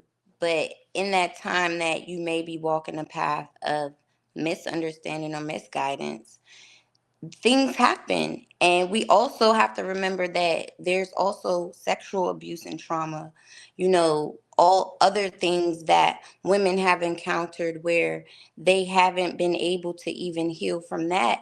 And they are unawareingly sleeping with partners trying to seek, someone to really just love them. And those women are labeled as hoes all the time, missing fathers from the home, which our system was designed to divide us. So we got to have grace and discernment with everyone because within these times, we all have different paths that we've walked. And now everybody's waking up and the alarm clocks are like, oh, shoot, I've been asleep this long. What year is it? 2025? Are we the adults for real? Okay. Good thing we did grow up the way that we did, right? Good thing we aren't, teaching our kids some of the stuff that we're seeing on social media because the internet was so rare to us. AOL dial up, right? MySpace and Tom and all them, right? We were doing coding before we even knew that IT would be the top industry. We have to value the gifts that we have and just hold on to them tight, right? Like being divorced and saying, hey, I could go get some back shots and have a hot girl summer, but I'd rather have a healing girl summer and stay in my living room for Ramadan and be on here with you guys, But it's a real thing, It's like I'm living it. I've lived certain paths, but I'm also able to know that I don't want my daughters out here living a certain way that I have lived or the ways that are being promoted, right? Because I'm grateful that Allah has saved me to be able to say, no, you can't have it. And it's okay. And if we're gonna work together, that's all it's gonna be. Cause you can't have your cake and eat it too. And that's just me, right? So my opinion. I wanted to make a point to any young ladies. When I'm talking about one body, I'm talking about one body that is within your will. I would also like to make mention to the young ladies whose first body was against her will and how that may have contributed to her keep stepping and don't know that she's stepping across the line into certain territories because it wasn't her choice to make any step at all. So, to the point that the sister is just speaking on, so many have traumas, so many have traumas that are contributing to why they're collecting phallus. So, again, I want to make way to, make space for those people, those young women who may not realize that their first experience was not their choice. But there are some women whose first experience is their choice. The next experience is their choice, and they can make these things with a much more clear heart and mind.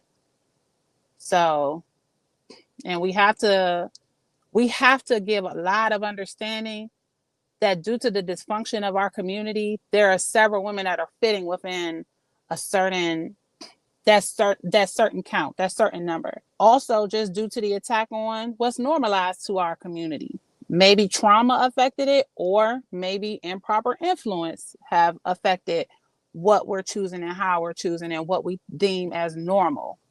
I So mean, I it's like being a just bad girl is cool. Like I was a bad girl in high school, right? But now I'm the saved mom. But back then, you couldn't tell me nothing. Like I had the quarterback as my boyfriend. Like we was doing us. Matter of fact, I wasn't even having any type of sexual encounter with him at all. But he was in my roster, right?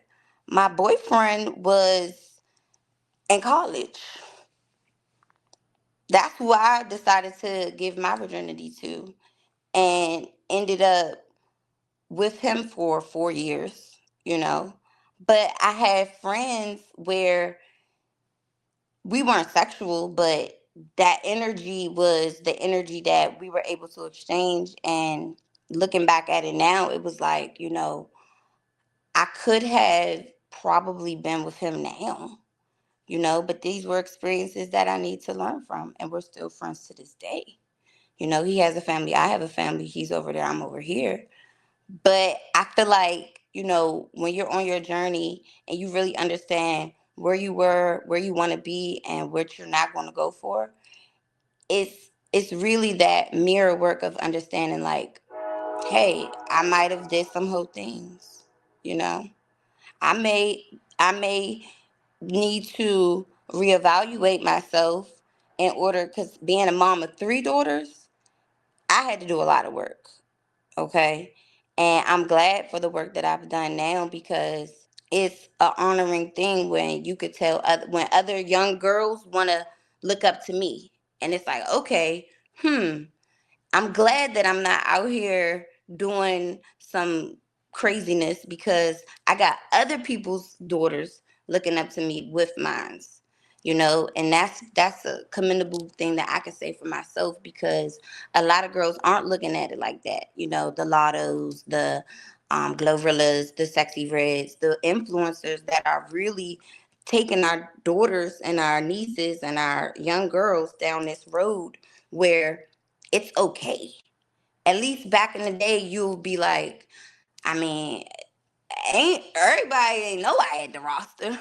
Like now it's like, oh, it's cool to have a roster. Like, you're not supposed to let everybody know that you got the roster now. And that's just my opinion. I think that the sins being highlighted and out is not what God, Allah, has designed for us. Our sins should be shadowed, right? But here we are highlighting our sins and making this seem normal, and it's not. So when we talk about these type of topics, we also got to be real with the paths that are being crossed, because when you're trying to find that better, in yourself, you may have a few back shots, you know, in that journey, you know, or you might give a few back shots. And that does that make you a hoe? I don't know. I don't know. That is for you and God and Allah to figure out. You know, that's what I believe. I feel like the name calling is too much. We're at a stage now where, hey, a spade is a spade, drinking lemonade. I don't even care. I want to know where you are now, you know, and do you love God? If do you praise something, okay? Do you have the awareness of spirit? Is your conscience right? You know, if you were a hoe in your life, if you're a hoe now and you still conscious, alhamdulillah. You know, who am I to judge? This is where we are now, because we have to realize, you know, these things are not nice. Like, really, like my daughter would say, this is why we say the kids are raising us, right? This is not nice. We have to identify things, but do we really have to make it a thing where it's like, you know, I don't know.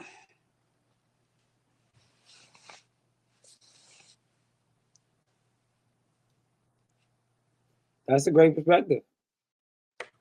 I think Let's make it a thing. we get into the middle. Yeah, I like it. I say let's make it a thing. I think it should be called out, but I think that it should be followed up with action. I think what we do now is call out things and speak on things, and we don't have an action plan towards a way to see a light through whatever we basically bring up problems with no solutions. And then also I do also, because I hold myself to a certain standard. I call myself whatever I need to call. Like, if it is what it is, if I'm being lazy, if like, I will be real frank with myself. So I'm frank with the world. And that's why I'm mindful about who I'm around, because I am very frank with it. I feel like we get too comfortable with trying to ease around people's feelings when we really need to be for real. We got to work on these things. These things are hurting us. Like, that's a serious thing, and it's taken too lightly. And I think the intensity, like, people take sex ed classes now and it's nothing. We need to be serious.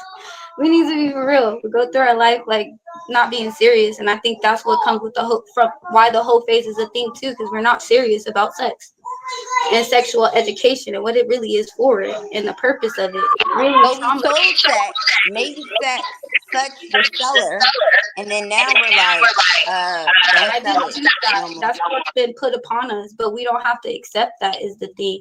That's just what's the world we live in. I'm just saying, to choose and shape a better future, we should shift our narrative and not be so accepting of what's been normalized, and start trying to address problems and come up with solutions and work with each other and push each other towards greatness, not accepting our leniency. Like, they say So it. And then another thing I also think of, like, ye are all God's children of the most high God. So, like, are we acting upon that same mentality when we are doing those things? Would a God act like that? I want to raise my people up to their God body and God potential and God power. I don't want to speak life into their weaknesses and tell them that where they're wrong at, where not where they're wrong at, where they have areas of opportunity, because we're all in this life experience. But I appreciate when people could tell me little things that I may have not been blind to, or something that I might have called something else when it really was something else. Like, I appreciate things like No, that. no, we meet people where they are, sis. So not calling stuff what it is, I don't agree with that. But as far as calling stuff out and just leaving it as is and just trying to walk away like it's a mic drop, no, this is a moment to grow, expand, and learn, and try to shift towards another direction, a more positive one. So I don't agree with not calling it what it is. I'm gonna call it should be called. I just think it should be called the right way. Okay. So we definitely need to meet people where they are. Yeah. right? And then that's the same thing like the church. It says, come as you are, but you're not supposed to stay as you are. You should be renewed and revitalized into a higher level of understanding. You come as you are. You should be met as where you're at, but you should not stay at that level. Anytime people get an interaction with me, all praise is due to the Most High.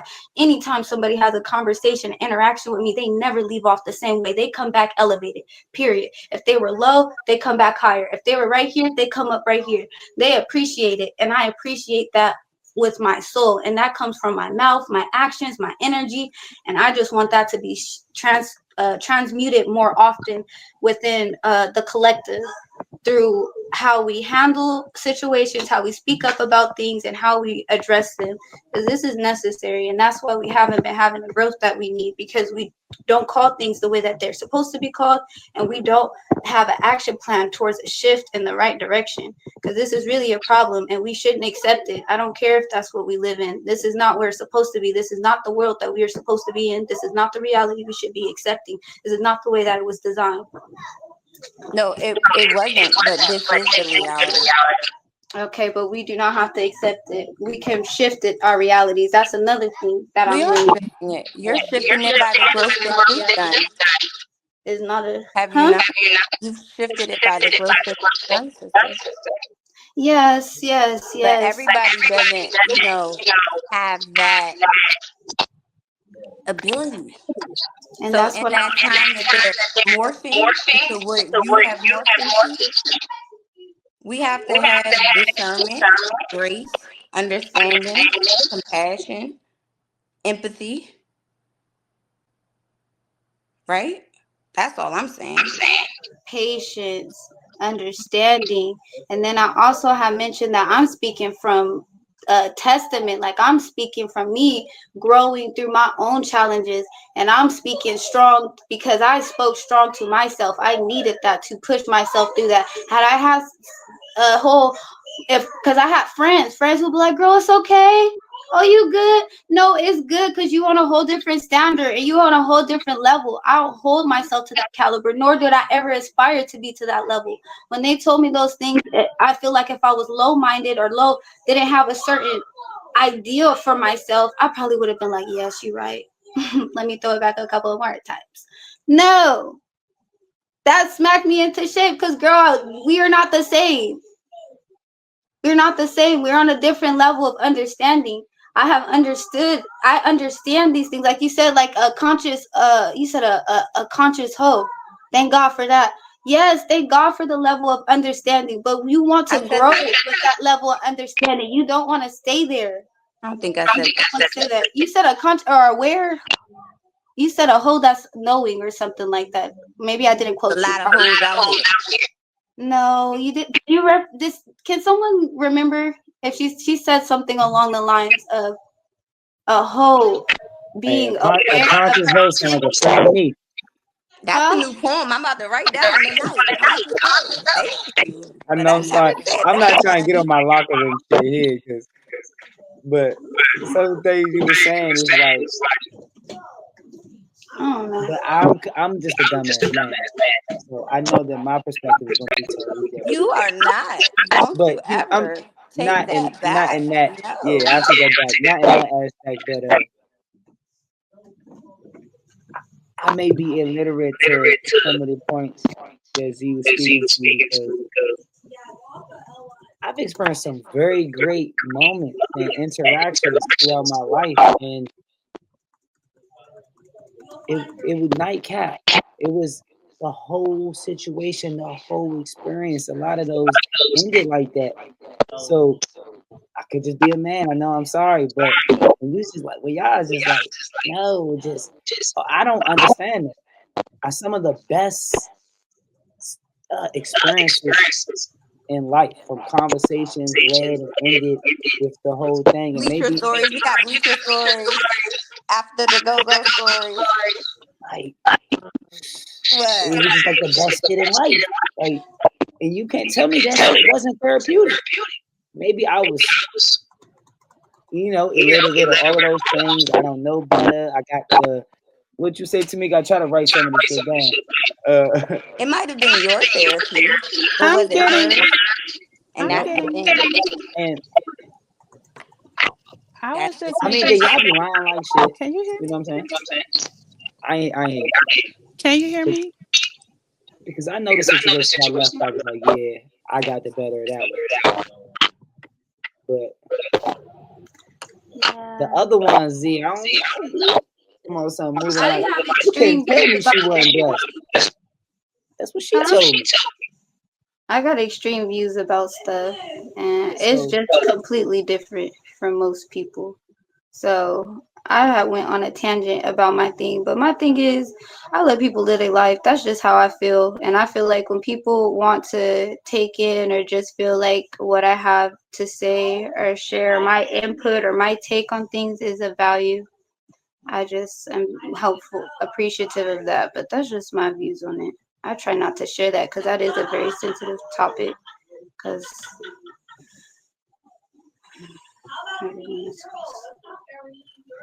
these days. Okay, so oh yeah, we can hear you. so Trey, you talking about midnight healers that have inspired your life. And now you want to inspire more women to be No, inspirations out I was here. just giving a that different is commendable. perspective, and If that's your reality, that's I commendable. I could understand if we all got different experiences. I could have been Exactly. young too, and I could just be like on some thinking about from my young mind. But I felt like a lot of those was valuable. I feel like the most valuable interactions in life is between men and women. But that could just be what I think. You know what I'm saying? I think we was designed to do everything together. But that's me. So also with experience, I'm gonna look at my experience different than I might look at a woman's experience too. So I'm gonna get looked at different as well. I could probably say it, with less scars because I mean, it ain't too many circles where you're gonna tell people that, hey man, I possibly have been with people more than average or something, and people can be like, ugh. Not saying me, I'm just saying a woman for sure. That's why I try to create, I think everybody should create spaces where women and men, I think more with men should be a lot of that street stuff that men can't talk about, a lot of traumas, a lot of them niggas get molested, all type of stuff. They don't have nowhere to talk about that type of stuff. Women, the same thing with the great thing, with whole phases and whole things. They have nobody to say, hey man, I made these mistakes. This how I got into those mistakes. This how I worked through them. Hey, I'm still having triggers to not work through them. So I know for sure because I know a lot of hoes, and I met a lot of hoes in my lifetime, and I love hoes. They some of my I favorite know people a in the lot world. of hoes on a shirt will go crazy. Yeah, I'm that's not, fire. I'm just saying. That's fire. I'm just saying. That's fire though.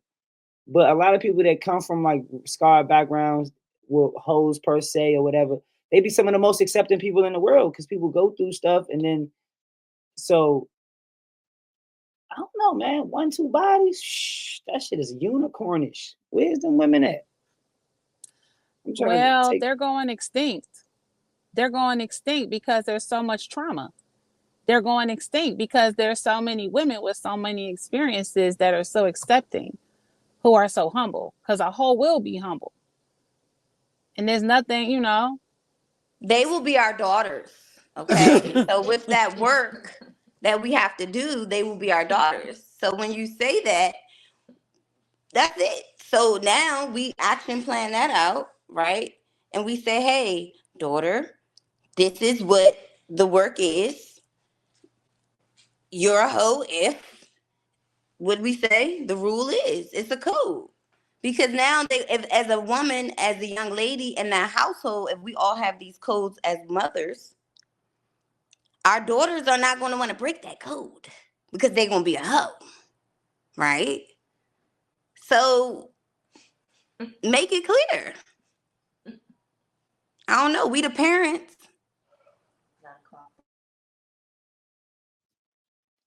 That's a good question. How do you? I don't. That's why I was trying to figure out if we could define it because as a dad with a daughter, I don't know how to stop her from being promiscuous. All I can do is preach to her, hey man, I don't think you should wear certain things, sit certain ways, talk certain ways. I can tell her how to deal with men and be around men. You be But that's present, King, so that she would not even need that attention or seek it from any other man, because that daddy daughter time is so valuable. Another masculine energy, if it ain't matching yours, which that's the standard, the father, right? That's how you stop it. Yes. Hello, I'm so curious. How many men do we want our daughters to heal in the midnight hour? Like, how many men do we want? Is if you are a father with a daughter, how many men do you want her to come to comfort, to heal and inspire? How many men do you want her to collect in that way? How many times do you want her to give like this? like the They're man was gonna the only do one that it. got healed.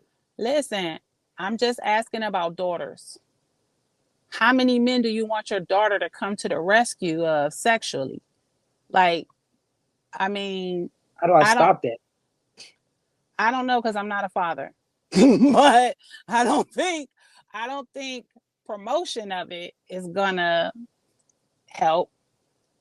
I don't, you know what I mean? Like, I feel like your value to your family, we have to make sure our children understand you are loved and part of a unit. Your body is not just your body. Your body is our body too. When you take your body out and do what you want to do with it, it's like taking your mother's body out and doing what you want somebody to do with her body. You are a part of us. So the standard has to be, how do I see you as valuable in our household? Who do I get to teach my daughter that value? If this is my value and my standard as a man, what is the woman? Who is the teacher? Who is the nurturer? Who is the nourishment of this daughter? Whose habits does she see every day? What is she studying? What do her eyes see? As we have control as parents, as the influence of our children. Well, kids grow up and do what they want, and they also do what they're loved. They also do what they're respected. They do as they are respected. So, like, when we're thinking about how do we keep our children from doing things when they're adults, by making sure that they understand their value as children.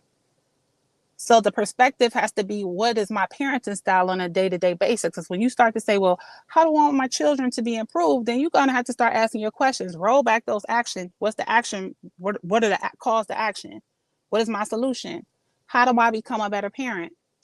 You're starting to ask yourself these questions. Because if you take responsibility for your daughter's virtue and her being promiscuous, you also have to therefore take accountability for what did I put into her, because she grows up, she's on a pole, she's out here getting used at night to be a good time gal. Then you're going to have to say, hey, it's some things I missed. Maybe because you didn't ask yourself the question of, how do I show up better as a parent for this person, be it your daughter or your son? So the questions are always going to come back to ourselves. And we do have control. When people say they don't have control, no, you don't have control because you're not even trying. It's going to come to us and start with God for sure. Because when we put, faith in the households and let faith lead the households, then things that we're not even thinking we can do, we'll be able to, right? So when you pray to God and you say, God, help my daughter, protect my daughter so that she doesn't experience anything like what I have given the women in my days, right? That's that real healing work, right? As a father, right, brother? Because that fear is there, right? But you don't have to operate in it or think in it. You just give it to God. You give it to the Most High. Because at that time, He already knows what your daughter's going to do or our children are going to do, right? So we have to just keep that connection and keep our children connected to the Most High, because that's how I believe, you know, that when you fear God, it's like your parents is one thing because you got to practice what you preach, right? For the kids to listen. But when you really implement God, they understand. They really do, because they're children of God. When our children hear us meditate and pray, our children they also hear an additional form of protection. When you begin to put, if your father is commanding God to protect you, that's something that a child can take with pride into the street. My dad is going to protect me, and my dad called upon my creator, our creator, to protect me as well. You're instilling something in that child, an inner voice in their head that says I'm worthy, that I'm something to be protected, that I need to also, in being protected, I also have to participate in my protection. Yes, my dad may want me to the best for me, but if I'm not walking in such a way to stay protectable, you fall outside of protection. So one way, is to just make sure that a lot of girls could do great if they had to shadow with their dads, because you have to operate in a certain way when you move with your father. Yeah, your mom is cool, but your father, to be quiet, to move quick, certain things just by being around them. And you learn how to be safe. And you learn what safety is by shadowing your dad or And seeing your mom shadow your dad, fathers right? protect their daughters too, right, Tamika? Like They the father, absolutely do. like the father is the man. Like the I know growing up with my stepdad, no dude in the neighborhood, I couldn't have no boyfriend. Like it was a thing. Like that's why I feel like I probably had my little walk, you know, right? Because I wasn't allowed to have no boyfriend, and everybody was scared of my stepdad. So it was that thing where it was like, yeah, who daughter? Not eight daughter. Nah, it ain't happening. So you create that protection for your daughter when you're present all the time. Cause it's just like, yeah, ain't nobody getting up on her. That's Trey daughter. You feel me? Like that's a real thing. And I think when fathers really understand their presence of just being present, that they are the present, we will really have a lot more protected daughters, honestly. Because I'm not going to lie, if you have been being protected as a woman for your life, when you step outside of that feeling, you start to feel like, oh, snap, what's going on around here? This isn't it. So that's why it's difficult to deal with a daughter or a woman who's been protected, loved, cared for, respected, because when she's not going to be able to step outside of that feeling for too long and it be comfortable to her. But that's the self-love, family love, us pouring value into our family and our children. The family, period, is the point. Literally, the family is the point. The nuclear family is the point. Like everything that we discussed, almost everything we discussed, the point is family. Man, woman, these beautiful experiences that Trey is speaking on that he experiences, these experiences are designed for us to build upon family, not to just throw reckless at night to be inspired because we all living in a war zone. And I understand that though. So to the point that, yeah, it's trauma. Yeah, we understand that. And we are trying to get a new normal. Because in this day and age, I get it. 1 to 2 seems unreal. But that's because we living in a time where trauma is so normal. We're carrying it thinking we're doing fine because Black people rise up above it so high. It's like, wow, we do all this and we're suppressed. What the hell are we going to do when we're free? Like we're just so normalized to things being not the way. It's not designed that way for us. It might be designed that way for them, but it is not designed like this for us. And I haven't had enough sun, so excuse my melanin deficiency, but y'all understand what I'm trying to say. It's not designed for us. We are pure in love. We are amazing. That's what we are. And these things that are not of goodness and that we're normalizing, that's not of us. That's not ours. And it's time for us to reject other people's way. And by other people, I mean non-Blacks, other people's way out of our communities so that we can get back to doing well for ourselves. Because the conflicts that we're having, these things that we're suffering, I just don't believe that they're normal for our people. And I can never lose sight that in a country that has hunted our people for 400 years, I will never forget what these effects are doing to us, because that's how I have grace. That's how I have understanding. That's how I have empathy, because none of these things were for us. They were designed to kill us.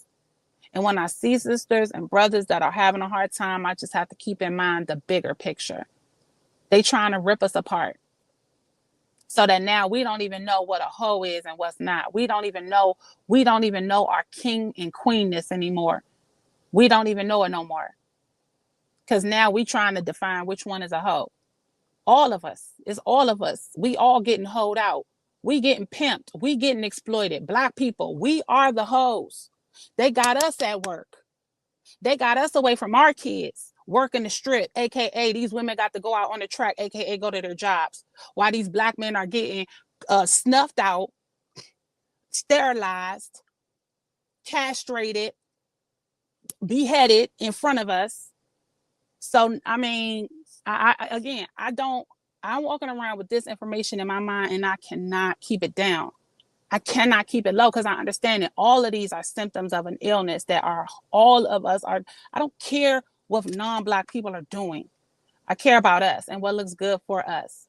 And I've had the pleasure of whatever else. I'm an adult woman. I will not lie. But is it worth my whole people? Is it worth my daughters? Do I in good faith want to send my nieces down a path where I know it's nothing down there, sweetheart? Where you going? I'm on my way back. If I went out here and said, dang, I had to deal with all of this, why would I willingly coach the next woman to do something that I've said, hey, this is cool, I got it, I have these experiences. I would never want you to go through this. I wouldn't direct you to hurt. I wouldn't tell you go through hurt. I would tell you go through fixing yourself first. So I just, again, I'm normal. I'm a normal person. I've lived my life and had experiences too, but I'm just tired of our people living in this like lowered state. It's just a lower state. So, but if y'all want to be hoes, hey, look, it's warm outside. If after all that you still want to toss it up in the name of Martin Luther King, you got to do that. Okay? You got to do it. Y'all be cooking. I'm gonna hold you. I just be trying to set up y'all greatness. That was a good conversation that needed to be had. Oh yeah, you know we be queuing to certain things that I know y'all would feel more comfortable offline. Sometimes I just be getting the red light on. Oh yeah, it's certain stuff I couldn't say. Yeah, I know. I be forgetting. Hold on, I got you. Let me rap it for the people. And they know we'll do the late night after hours. We spark another fire topic. I'm glad these are the new after hours. I'm glad. Agreed. Honestly. Agreed. All right, for the people in certain joints, we're gonna disconnect from certain lives, but we may still be depending on how many people we got. We gotta check the other joint, but I gotta close the show, fellas and ladies. And some of the fellas DM me, y'all scary asses didn't come up here tonight. That's terrible. Y'all was right, because y'all probably would have got smoked tonight. So it was good y'all staying y'all ass where y'all was at. But tonight we tackle some real stress, some blah, blah, blah, blah, blah. But tonight we tackle something real. Stress and mental health. Are the ladies really managing it the right way? How do they set boundaries, take care of themselves, and how do they handle their business? They discussed a whole bunch of things about whole phases, the body counts, to pink flags, red flags, and the conversation was immaculate. You know I'm ahead of just subscribe to the left and the right and last week's episode. So please tap in. This conversation doesn't stop here. Let's keep it going in the comments, Instagram, Facebook, YouTube. And we also got a 1-800-662-HELP, which I don't even know what numbers HELP is, but we'll be able to figure it out for y'all. The 1-800-662-HELP is the National Mental Health Hotline. Try that out. A lot of these hotlines, you got to call them a whole lot of times. But ladies, if you're in need, please come every Thursday. We appreciate y'all. She talks, we listen.